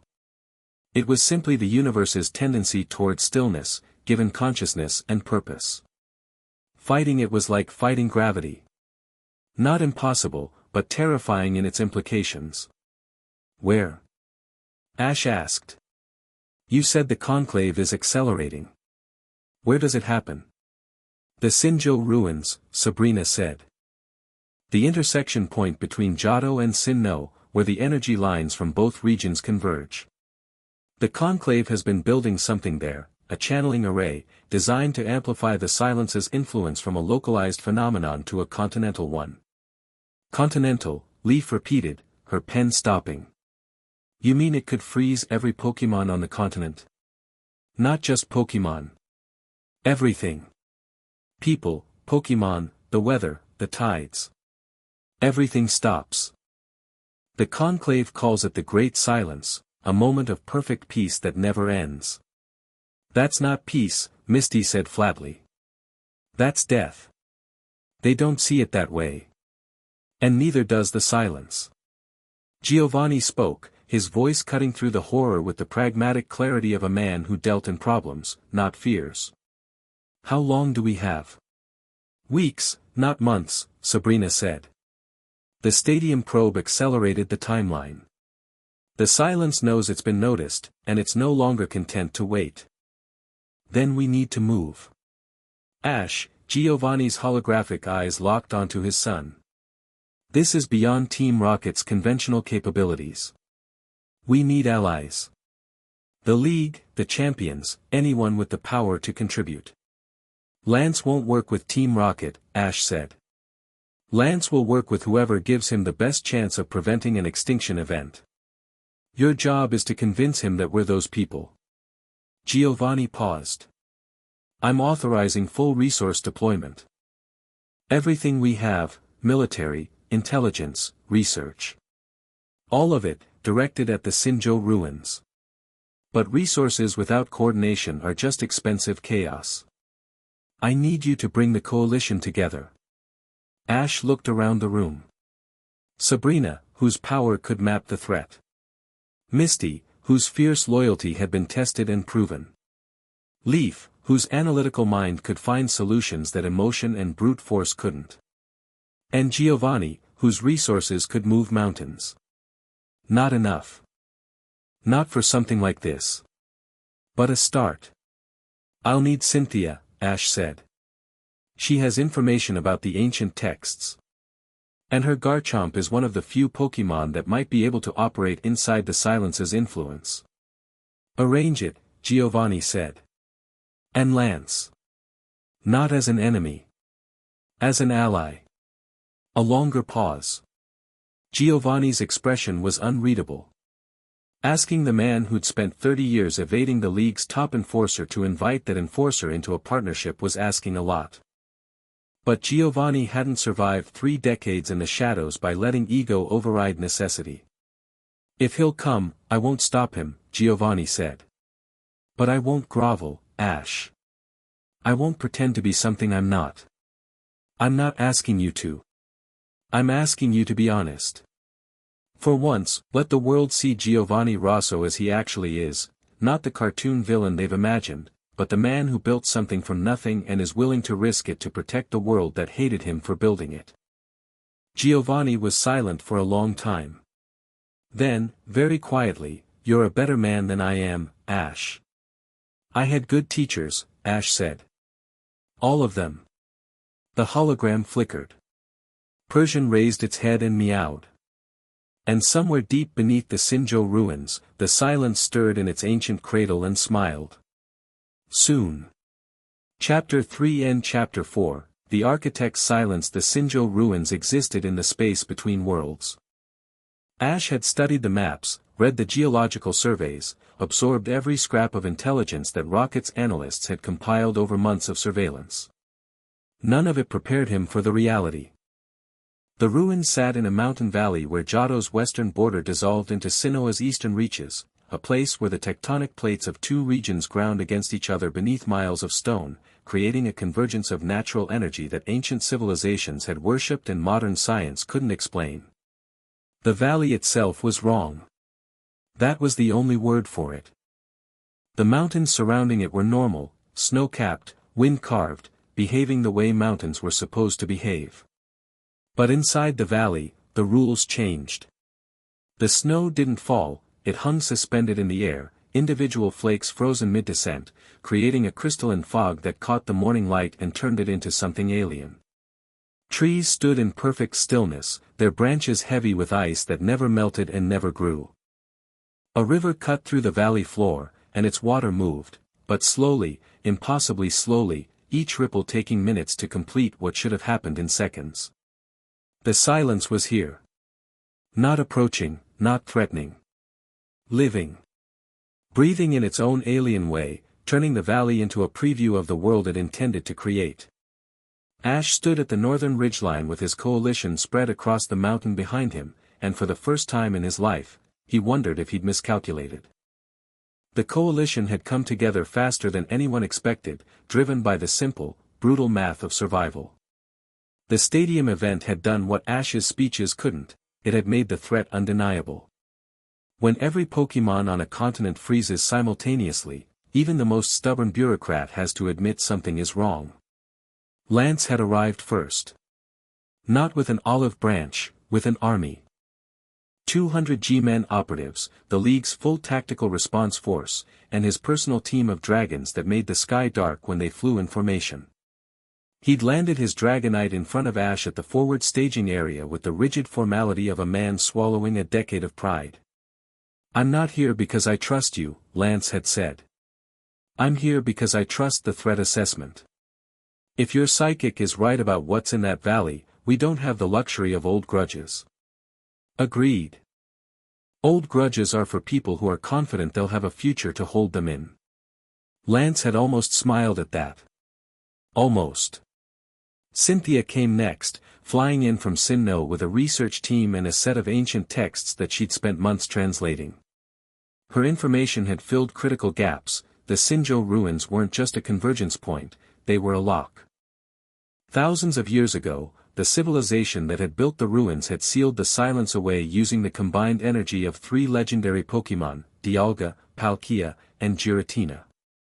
Time, space, and antimatter, the fundamental forces of reality, bound together to keep the principle of absolute stillness from consuming the world. The conclave's channeling array was designed to break that lock. The array uses resonance frequency technology derived from conclave research into legendary Pokemon energy signatures, Cynthia had explained during the strategy briefing, her holographic diagrams painting the command tent in blue light. Each node in the array mimics one of the 3 legendary frequencies. When all 3 are active simultaneously, they'll create a harmonic that disrupts the seal. The silence doesn't need to break free, the array will simply open the door and invite it out. How many nodes? Ash had asked. 7. Arranged in a pattern that corresponds to the original ruin architecture. Each one is defended by conclave operatives and, based on our reconnaissance, enhanced trainers. Similar to Tobias. Tobias. The name sent a cold current through the room. Ash had been studying the conclave operative since the tournament, the man who'd wielded a dark ray with the casual power of someone playing with a toy. Rocket's intelligence had confirmed what Ash had suspected, Tobias wasn't just a strong trainer. He'd been augmented by conclave technology, his consciousness partially merged with Darkray's essence, giving him access to a legendary Pokemon's power at the cost of his own humanity. There were more like him. The conclave had been building an army of human legendary hybrids, each one a living weapon capable of going toe-to-toe with champion-level trainers. And they were all converging on the Sinjo ruins to protect the array while it completed its work. Giovanni's contribution was characteristically practical.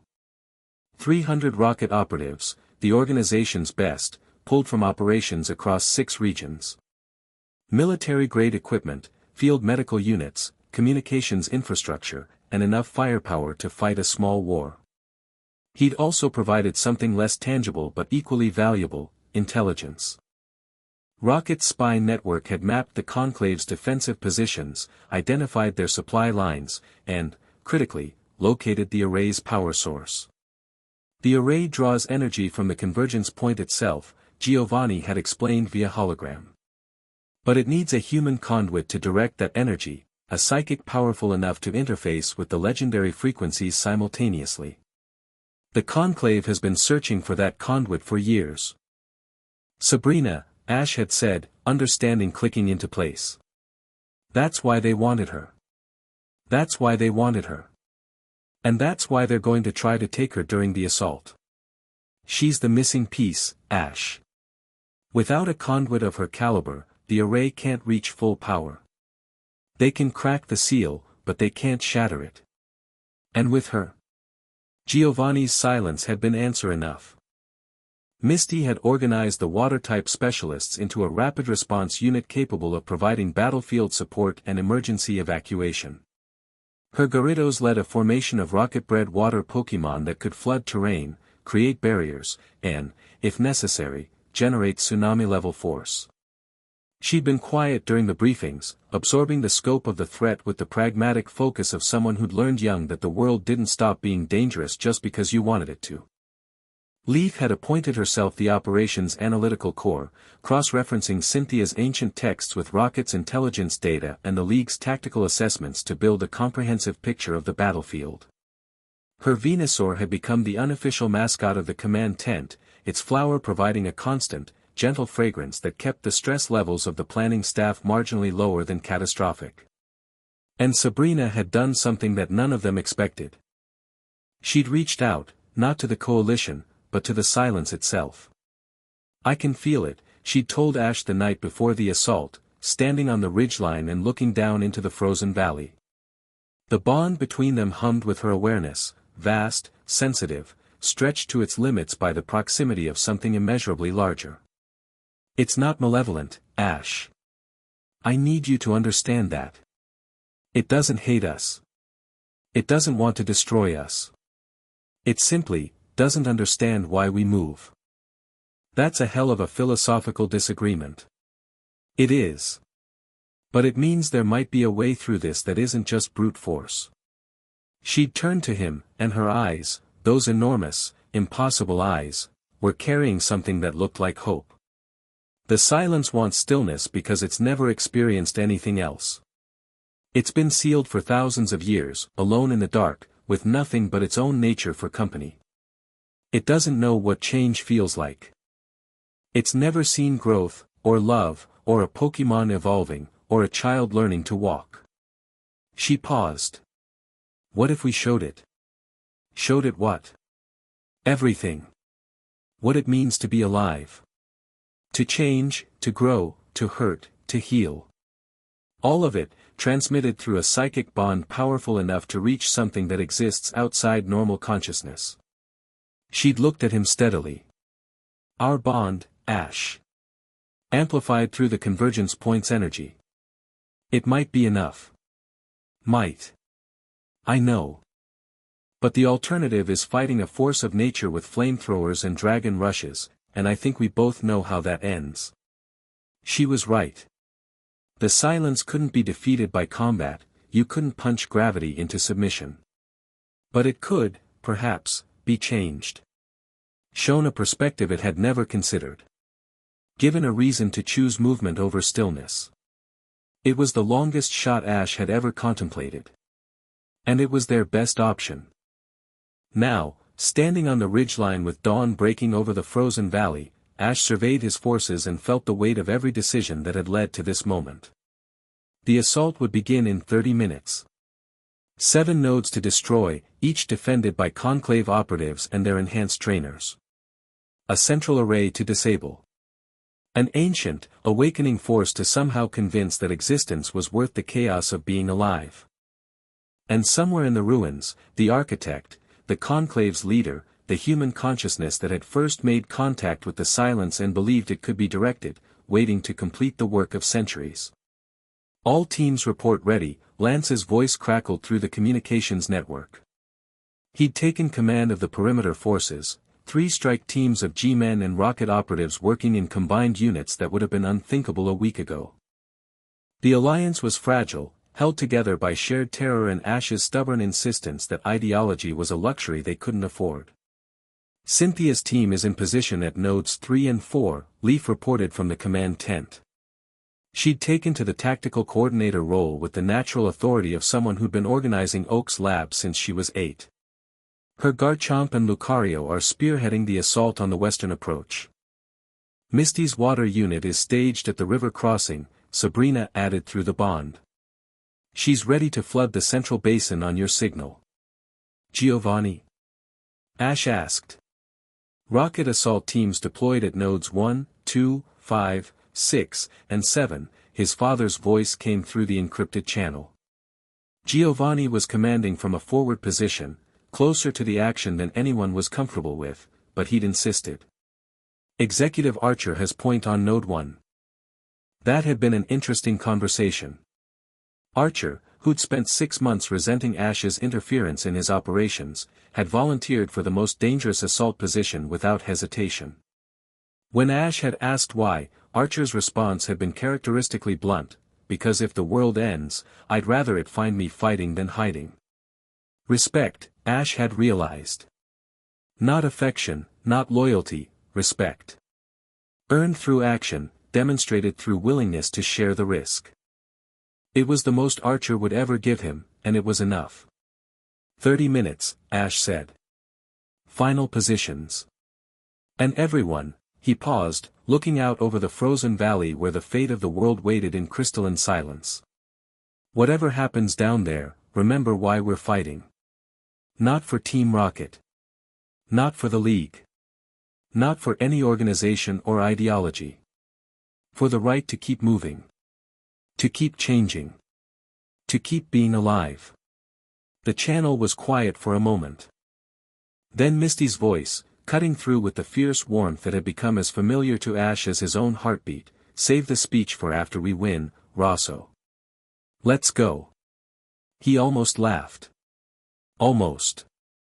Instead, he released Kale, and the Charizard materialized beside him with a roar that echoed across the mountains, his blue-white flame a defiant torch against the frozen dawn. "Yeah," Ash said. "Let's go." The assault on the Sinjo ruins was, by any military standard, a masterpiece of coordinated chaos. 7 nodes. 7 simultaneous strikes. Each one a battle unto itself, fought across terrain that didn't obey normal physics in conditions that tested every combatant's sanity. Node 1, Archer's team, hit the eastern approach with the precise violence that Rocket's executive had perfected over decades of field operations.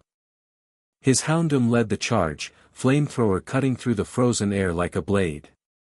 The Conclave defenders fought back with enhanced Pokémon, creatures augmented by the same technology that had created Tobias, their eyes glowing with an unnatural light that spoke to consciousness stretched beyond its natural boundaries. Archer lost 6 operatives in the first 5 minutes. He didn't stop. His Houndoom evolved the battle into a hunt, using the frozen terrain, suspended snowflakes, time-slowed debris, as cover and concealment. By the 15-minute mark, the node was down. Archer stood over the destroyed resonance equipment with blood on his face and the grim satisfaction of a man who'd found something worth fighting for. Nodes 3 and 4 fell to Cynthia's team. The Sinnoh champion fought with the controlled devastation of someone who'd been preparing for this moment her entire career. Her Garchomp tore through the Conclave's enhanced trainers with a ferocity that made even the G-Men operative step back, and her tactical direction of the combined assault force demonstrated why she'd held the championship for years. Ash monitored the battles through Sabrina's psychic network, a real-time awareness feed that gave him a god's-eye view of the entire operation. Each destroyed node sent a ripple through the silence's influence, weakening the stasis field that gripped the valley. The suspended snow began to fall, slowly at first, then faster. The frozen river shuddered and resumed its flow. Life, returning in increments to a place that had forgotten what motion felt like. But the conclave wasn't finished. Ash. Sabrina's voice in his mind, sharp with warning. Central array. Tobias is there. And he's not alone. Ash was moving before she finished the sentence, Kale banking hard through the mountain air toward the heart of the ruins. Below him, the central structure came into view, a massive stone platform carved with symbols that predated human civilization, surrounded by a ring of crystalline pillars that hummed with the silence's energy. The channeling array sat at the platform's center, a web of technology and ancient architecture that pulsed with a light too steady to be natural. Tobias stood before it. The conclave operative had changed since the tournament. The man Ash had watched on footage, composed, controlled, human, was gone. In his place stood something that straddled the line between person and Pokémon. Darkray's essence had spread through him like ink through water, his skin darkened to ashen gray, his eyes replaced by voids of absolute blackness that swallowed light. He moved with Darkray's fluid, nightmare grace, and the air around him rippled with the same dark energy that the legendary Pokémon used to induce eternal sleep. Behind him stood 3 more enhanced operatives, a woman merged with Cresselia's light, a man crackling with Zapdos's electric fury, and a figure so merged with their legendary that Ash couldn't tell where the human ended and the Pokémon began, ice crystals growing from their skin in patterns that belonged to Articuno. Little Rosso. Tobias's voice had changed too, layered, harmonic, as if multiple consciousnesses were speaking through one mouth. You came. The architect said you would. Ash landed Kale on the platform's edge. The Charizard's flame flared blue-white, pushing back the darkness that radiated from Tobias. Where is the architect? Everywhere. Nowhere. Below. Tobias gestured at the array. The architect merged with the silence 3 days ago. They're one now, human will directing cosmic principle. The array will channel that merged consciousness across the continent. Every living thing will feel the peace of absolute stillness. He tilted his head, those void eyes studying Ash with something that might have been curiosity. You could have been part of this, Rosso. The silence isn't cruel. It's merciful. No more pain. No more loss. No more change. No more life. Life is suffering. The silence is release. The silence is a cage. And you're too far gone to see the bars. Ash reached for his belt. Kale. Let's end this. The battle for the central platform was the most dangerous thing Ash had ever experienced. Tobias fought with Darkray's power flowing through his body, dark void eruptions that turned the stone floor into a sea of nightmare energy, shadow ball attacks launched from his own hands rather than a Pokémon's. He was faster than a human had any right to be, stronger, more durable. And the three enhanced operatives flanked him, creating a crossfire of legendary tier attacks that turned the platform into a kill zone. Kale met Tobias head-on. The Charizard's blue-white flame clashed with Darkray's void in a collision that cracked the stone beneath their feet. Dragon Claw against Shadow Claw, Flamethrower against Dark Pulse, two titans locked in a battle that transcended the normal boundaries of Pokémon combat. Ash released his full team. Spectre engaged the Cresselia hybrid, the Jengar's shadow attacks finding purchase against the light-type energy. Wrath charged the Zapdos hybrid with the straightforward brutality of a Tyranitar that didn't understand the concept of retreat. Phantom's psychic attacks disrupted the Articuno hybrid's concentration, shattering ice constructs before they could form. And Nyx wove between the combatants with an Umbreon's ghost-like agility, toxic and foul play chipping away at the enhanced operative's augmented stamina. But it wasn't enough. The enhanced operatives drew power from the array itself, regenerating damage faster than Ash's team could inflict it. And Tobias was something beyond what any of them had prepared for, a human who traded his humanity for the power of a god-level Pokémon, fighting with a desperation that suggested he knew, somewhere deep beneath the Darkrai overlay, that he'd made a terrible mistake and couldn't find the way back. Ash. Misty's voice through the communicator. The river's flooding. I can direct it toward the central platform, hit the array's ground connections. Do it. The water came like a living thing, Misty's Gyarados leading a surge that roared across the basin and slammed into the platform's base. The array's crystalline pillars crackled and sparked as water shorted their lower connections. Not enough to disable them, but enough to weaken the energy flow. Tobias screamed, a sound that was both human and Darkrai, pain and fury and something that sounded horribly like grief. The dark energy around him intensified, pushing back against Kale's flame with renewed force. The arrays weakened but still functional. Leaf's voice from the command tent, sharp with urgency. 5 nodes are down, but nodes 6 and 7 are holding. Ash, the conclave's reinforcing them, they're pulling operatives from the destroyed positions. Lance. Already on it. The champion's Dragonite roared overhead, its hyper beam cutting through the mountain air toward the remaining nodes. G-Men operatives swarmed the positions, their combined assault finally overwhelming the conclave defenders. Node 6 fell. Then Node 7. And the array, all 7 of its resonance feeds severed, flickered, dimmed, and began to die. But the silence didn't. The ground beneath the platform cracked open, and something rose from below, not a creature, not an entity, but a principle made manifest. The silence emerged as an absence, a sphere of absolute nothingness that expanded from the ruin's foundation, swallowing sound, swallowing light, swallowing the very concept of motion. Where it touched, reality stopped. Stone froze mid-crumble. Water hung suspended.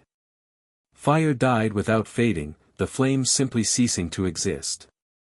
And at its center, barely visible, a figure. Human-shaped but not human. The architect, or what the architect had become after merging with the silence.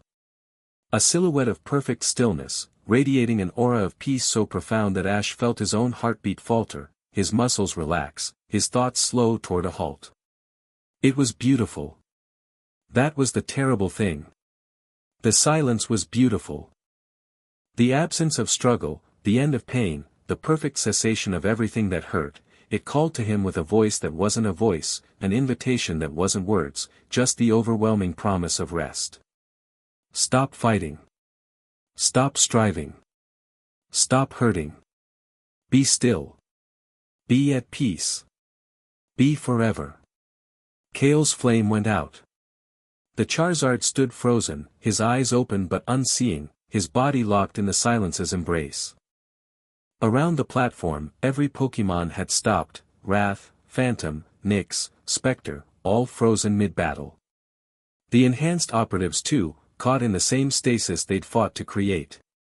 Even Tobias was still, his void eyes staring at nothing, the dark ray essence in his body going quiet. Ash stood alone on the platform, surrounded by frozen friends and enemies, facing something that wanted to stop the universe. And through the bond, he felt Sabrina reaching for him. She was miles away, at the ridgeline, her physical body seated in a meditation posture while her consciousness expanded to its absolute limit. The bond between them blazed like a wire carrying too much current, hot, bright, straining under the weight of what she was trying to channel through it. Ash. Her voice in his mind, clear and steady despite the terror beneath it. I can feel the convergence point. The energy is still there, the array's down, but the natural power of this place is immense. I can channel it through our bond. But I need you to be the focus. The focus of what? Everything. Every memory, every emotion, every moment of change and growth and pain and joy that makes life worth the chaos of living it. The silence has never experienced any of it. It's been sealed in stillness for millennia, alone with its own nature. We need to show it what it's trying to destroy. Sabrina, that could kill you. The energy required, it won't kill me. The bond is strong enough. You made it strong enough. A pulse of warmth through the connection, love, trust, fierce determination. But I need you to open completely. No walls, no defenses, no control. Everything you are, laid bare. Can you do that? Ash looked at the frozen valley. At Kale, motionless beside him, the Charizard's eyes still carrying that amber intelligence even in stasis. At the silence, expanding outward with the patient inevitability of an ocean filling a basin. He thought about Delia's burned pancakes. Giovanni's chess games. Kale's first rumble of recognition. Misty's sea-green eyes going from lethal to uncertain when he told her she was better than the life the League had given her. Sabrina's laugh, small, surprised, forgotten and rediscovered. Leaf's handshake, strong and angry and loyal. Cynthia's smile, carrying the promise of complications and partnership. Lance's grudging respect, earned through honesty rather than submission. He thought about the choices that had brought him here. The helicopter ride over Viridian Forest. The moment he decided that freedom was worth the price of darkness. Every battle, every negotiation, every moment of connection that had built the life he was living, messy, complicated, dangerous, and alive. He opened the bond. Not partially. Not carefully. Completely. Every wall he'd built, every defense he'd maintained, every controlled, calculated barrier that had kept him functioning in a world that demanded strategic detachment, he dropped them all. And through the bond, Sabrina received him, all of him, the scared kid and the rocket prince and the boy who loved his Pokémon and the son who couldn't decide if he admired or pitied his father, and she amplified it. The convergence point's energy surged through them both. Ancient, massive, the combined resonance of Dialga's time and Palkia's space and Giratina's antimatter, channeled through a psychic bond built on trust and focused through the consciousness of a boy who'd chosen to believe that change was worth the pain. The energy hit the silence like sunlight hitting ice. Not an attack. Not a weapon. A gift. Every moment of human experience, every Pokémon evolution, every child's first step and elder's last breath, every battle fought and friendship forged and heart broken and healed, all of it, compressed into a single, overwhelming transmission that said, this. This is what you're trying to end. This is what motion feels like. This is what it means to be alive. The silence received it. And for the first time in its incomprehensible existence, it felt something other than stillness. It felt Ash's love for Kale, the bone-deep, unshakable bond between trainer and Pokémon, built through fire and trust and the daily choice to face the world together. It felt Sabrina's loneliness transforming into connection, the drowning woman finding shore. It felt Misty's defiance, Leaf's loyalty, Cynthia's curiosity, Lance's duty. It felt Giovanni's regret, Archer's respect, Delia's burned pancakes and unconditional love. It felt change. And change hurt. And change was beautiful. The sphere of nothingness shuddered. The architect's silhouette at its center flickered, the human consciousness within the silence struggling against the overwhelming flood of experience. For a moment, the two forces fought, stillness against motion, peace against life, the comfort of nothing against the terrifying, exhilarating, heartbreaking everything of existence. Then Kale's flame reignited. Blue-white fire, blazing from the Charizard's tail with a fury that had nothing to do with breeding or training and everything to do with the bond between a Pokémon and his trainer. Kale roared, not a battle cry but a declaration, a sound that carried the pure, undiluted essence of what it meant to be alive and fighting and refusing to stop. The silence heard it.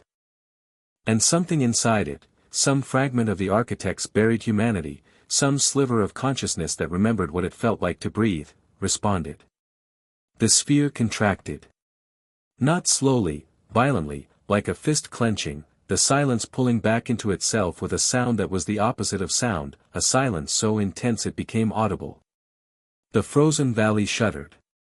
The suspended snow fell in a cascade that turned the air white. The river surged, crashing through its banks with the pent-up force of months of stasis. Reality, resuming. Motion, returning. The Pokémon woke up. All of them. Simultaneously. Wrath roared, Phantom flickered back to awareness, Nyx shook herself and immediately scanned for threats, Spectre materialized from shadow with the disoriented confusion of someone waking from a nightmare. Across the valley, the Coalition's Pokémon stirred, Lance's dragons, Cynthia's Garchomp, Misty's Gyarados, hundreds of Pokémon shaking off the silence's grip and finding themselves still alive, still moving, still here. The silence didn't vanish. It retreated, back into the ruins, back into the earth, back into the sealed space where it had waited for millennia. But something was different. The energy around it had changed, less hostile, less absolute. The principle of stillness remained, because stillness was part of the universe's nature. But the intelligence behind it, the awareness that had been awakened and directed, had been altered by what Ash and Sabrina had shown it. It had felt life. And some part of it, small, confused, struggling to process an experience it had no framework to understand, had found it worth considering. The architect emerged from the retreating sphere.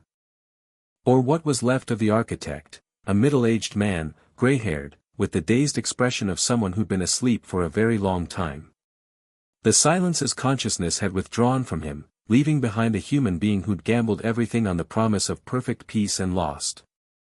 He looked at Ash with eyes that were fully human and fully broken. I could hear them, he whispered. Through the silence. I could hear everything you showed it. The love. The pain. All of it. Tears tracked down his weathered face. I'd forgotten.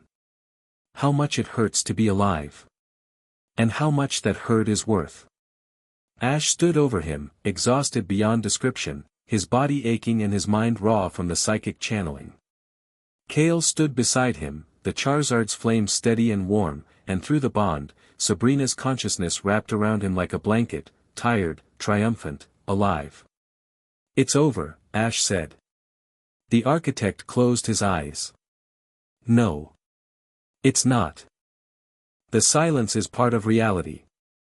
It can't be destroyed, only sealed. And the seal is weakened now. It'll hold, for years, decades, maybe centuries. But it will crack again. And when it does, then we'll be there again. Different people, maybe. Different circumstances. But someone will stand here and make the same choice, life over stillness. Change over peace. The architect looked at him with an expression that contained something almost like hope. You really believe that?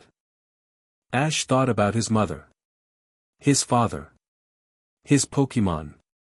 The women who'd chosen to stand beside him, each for their own reasons, each bringing something irreplaceable. The rivals who'd become allies. The enemies who'd become partners. "Yeah," he said. "I do." Lance's forces secured the ruins within the hour. The remaining conclave operatives, those who'd survived the assault and been freed from the Silence's influence, surrendered without resistance. Most of them were confused, disoriented, unable to explain how they'd come to serve an organization dedicated to ending all life. The enhanced operatives were worse. Tobias was found curled on the platform, the dark ray essence retreating from his body like a tide going out, leaving behind a man who couldn't stop shaking and couldn't remember his own name. The humanitarian cost was real. Giovanni was in critical condition, caught in the Silence's expansion during the assault, his body subjected to a stasis field that had stopped his heart for nearly a minute before his Persian had somehow broken through the effect and restarted it. He was alive, but diminished. The man who'd commanded Team Rocket from the shadows for 30 years looked fragile for the first time, lying in a field medical unit with tubes in his arms and the grim-faced attention of Rocket's best doctors. Ash sat beside his father's bed while the valley thawed around them. Giovanni's eyes were open, tired, pain-glazed, but present. "The array?" Giovanni asked. "Destroyed. The Silence is sealed. The conclave is done. And my organization?" Ash was quiet for a moment. The assault had cost Team Rocket heavily, not just operatives and equipment, but the carefully maintained secrecy that had been the foundation of Giovanni's power. By fighting alongside the League, by contributing openly to a coalition that included champions and G-men, Team Rocket had stepped out of the shadows. There was no going back. "Changed," Ash said. "Like everything else."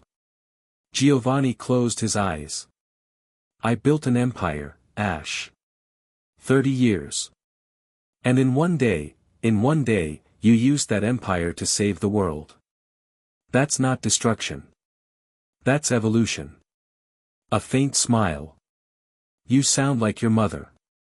I sound like both of you. That's the point." Giovanni's hand found his, a gesture so unprecedented that Ash almost pulled away from shock. His father's grip was weak, trembling, nothing like the iron control he'd maintained for decades. But it was warm, and it was real, and it said something that Giovanni's words never could. "I'm proud of you," Giovanni said. "I should have said it sooner." Ash held his father's hand and didn't trust himself to speak. The aftermath unfolded over days. The coalition didn't dissolve, it transformed.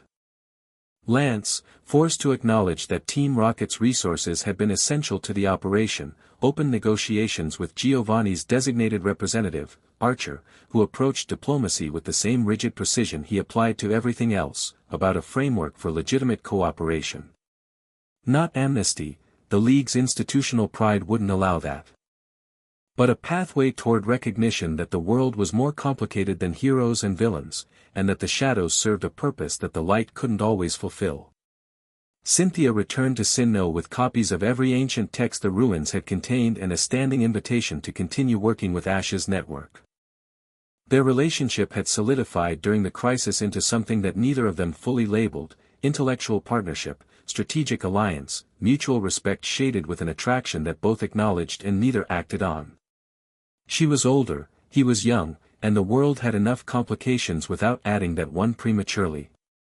"When you're older," she'd said at the landing pad, her Garchomp waiting behind her. "We should have that conversation." "Which conversation?" "The one where we figure out what this is." A slight smile. "Don't make me wait too long, Rosso. I'm not a patient woman." She'd flown west into the sunset, and Ash had watched her go with the peculiar ache of something beginning that couldn't yet begin. Misty stayed. That surprised no one, least of all Misty herself, who'd long since stopped pretending that her involvement with Ash's world was reluctant or temporary. She threw herself into the reconstruction effort with the same fierce energy she'd applied to keeping the Cerulean gym alive, organizing supply chains and coordinating relief efforts with a competence that made League officials take notice. "The gym's not going anywhere," she told Ash when he asked about her plans. But neither am I. Someone needs to make sure you eat breakfast and don't start any more geopolitical crises before noon. I don't start them. They come to me. Same thing. She punched his shoulder, hard enough to mean it, gentle enough to care. I'm staying, Ash. Deal with it. He dealt with it. Gladly. Sabrina remained in Saffron, rebuilding her relationship with the city she'd inadvertently terrorized. The bond between her and Ash was permanent, neither of them wanted to sever it, and the connection had proven too valuable to abandon. She began training other psychics, using the framework she and Ash had developed to help those with overwhelming abilities find anchors of their own. The Saffron gym reopened within a month, and trainers who'd once fled the city returned to find something unexpected, a gym leader who was warm, approachable, and genuinely interested in helping them grow. You changed me, she told Ash through the bond, one evening when he was sitting on the balcony of the Viridian gym, his now, with Giovanni's retirement, watching the sunset paint the city in gold. Not just the bond. You. The way you looked at me and saw a person. You were always a person, Sabrina. You just forgot. And you reminded me. That's a debt I can't repay. Then don't repay it. Just be there. That's enough. Through the bond, he felt her smile. Warm, steady, real.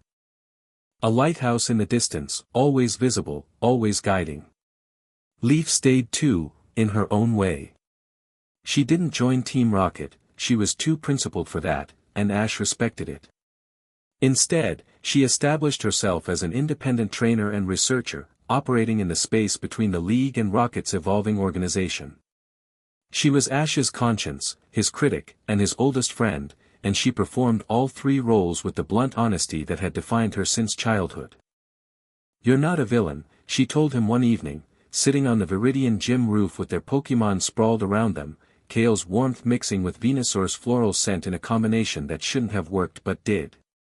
You're not a hero either. You're something else. What? I don't know yet. But I'm going to stick around until I figure it out. She leaned against his shoulder, a gesture of casual intimacy that spoke to years of history and the comfortable knowledge that some bonds didn't need labels. You owe me, Rosso. Saving the world was supposed to be my thing. Next apocalypse, you're on point. Deal. Ash stood on the balcony of the Viridian gym and looked out over a world that had changed. Team Rocket was evolving, not dissolved, not reformed, but transforming into something that hadn't existed before. An organization that operated in the shadows but served the light, that used Giovanni's infrastructure for purposes that went beyond profit and power. The transition was messy, painful, and far from complete. There were setbacks, defections, moments when the old way pulled stronger than the new. But the direction was clear, and Ash's hand was on the wheel. The League was changing too, though slower and more reluctantly. Lance had been true to his word, the cooperation framework was moving forward, and the G-Men's posture toward Rocket had shifted from active hostility to wary partnership. It wasn't trust. But it was a start. And the silence waited, sealed and changed, deep beneath the Sinjo ruins. Not destroyed, it couldn't be destroyed, any more than you could destroy gravity or time. But altered. Touched by the experience of what it meant to be alive.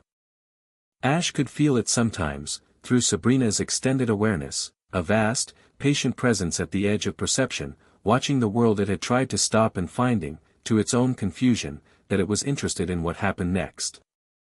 The architect's last words echoed in his memory, there are older things than me, boy. And they've noticed you. Ash didn't doubt it. The world was vast, and its darkness ran deeper than any one person could illuminate. There would be more threats. More crises. More moments where the choice between power and compassion, between control and freedom, between stillness and chaos, would define who he was and what he'd built. But tonight, the sunset was beautiful. Kale lay beside him, the Charizard's great head resting on his paws, his flame burning the steady, contented blue of a partner at peace. Through the bond, Sabrina hummed a melody she'd learned from a child's mind in Saffron City. In the gym below, Misty was arguing with Archer about supply requisitions, her voice carrying through the ventilation with the comfortable ferocity of someone who'd found a home worth fighting over. Somewhere on the road between Viridian and Pewter, Leaf was training under the stars with her Venusaur, preparing for the next challenge, whatever it might be. And in Sinnoh, Cynthia was reading ancient texts by lamplight, her Garchomp dozing beside her, building the knowledge they'd need when the next darkness came. Not good.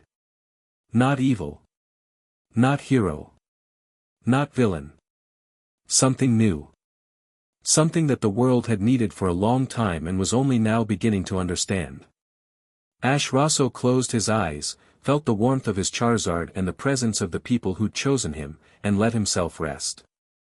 Tomorrow would bring new challenges, new threats, new choices.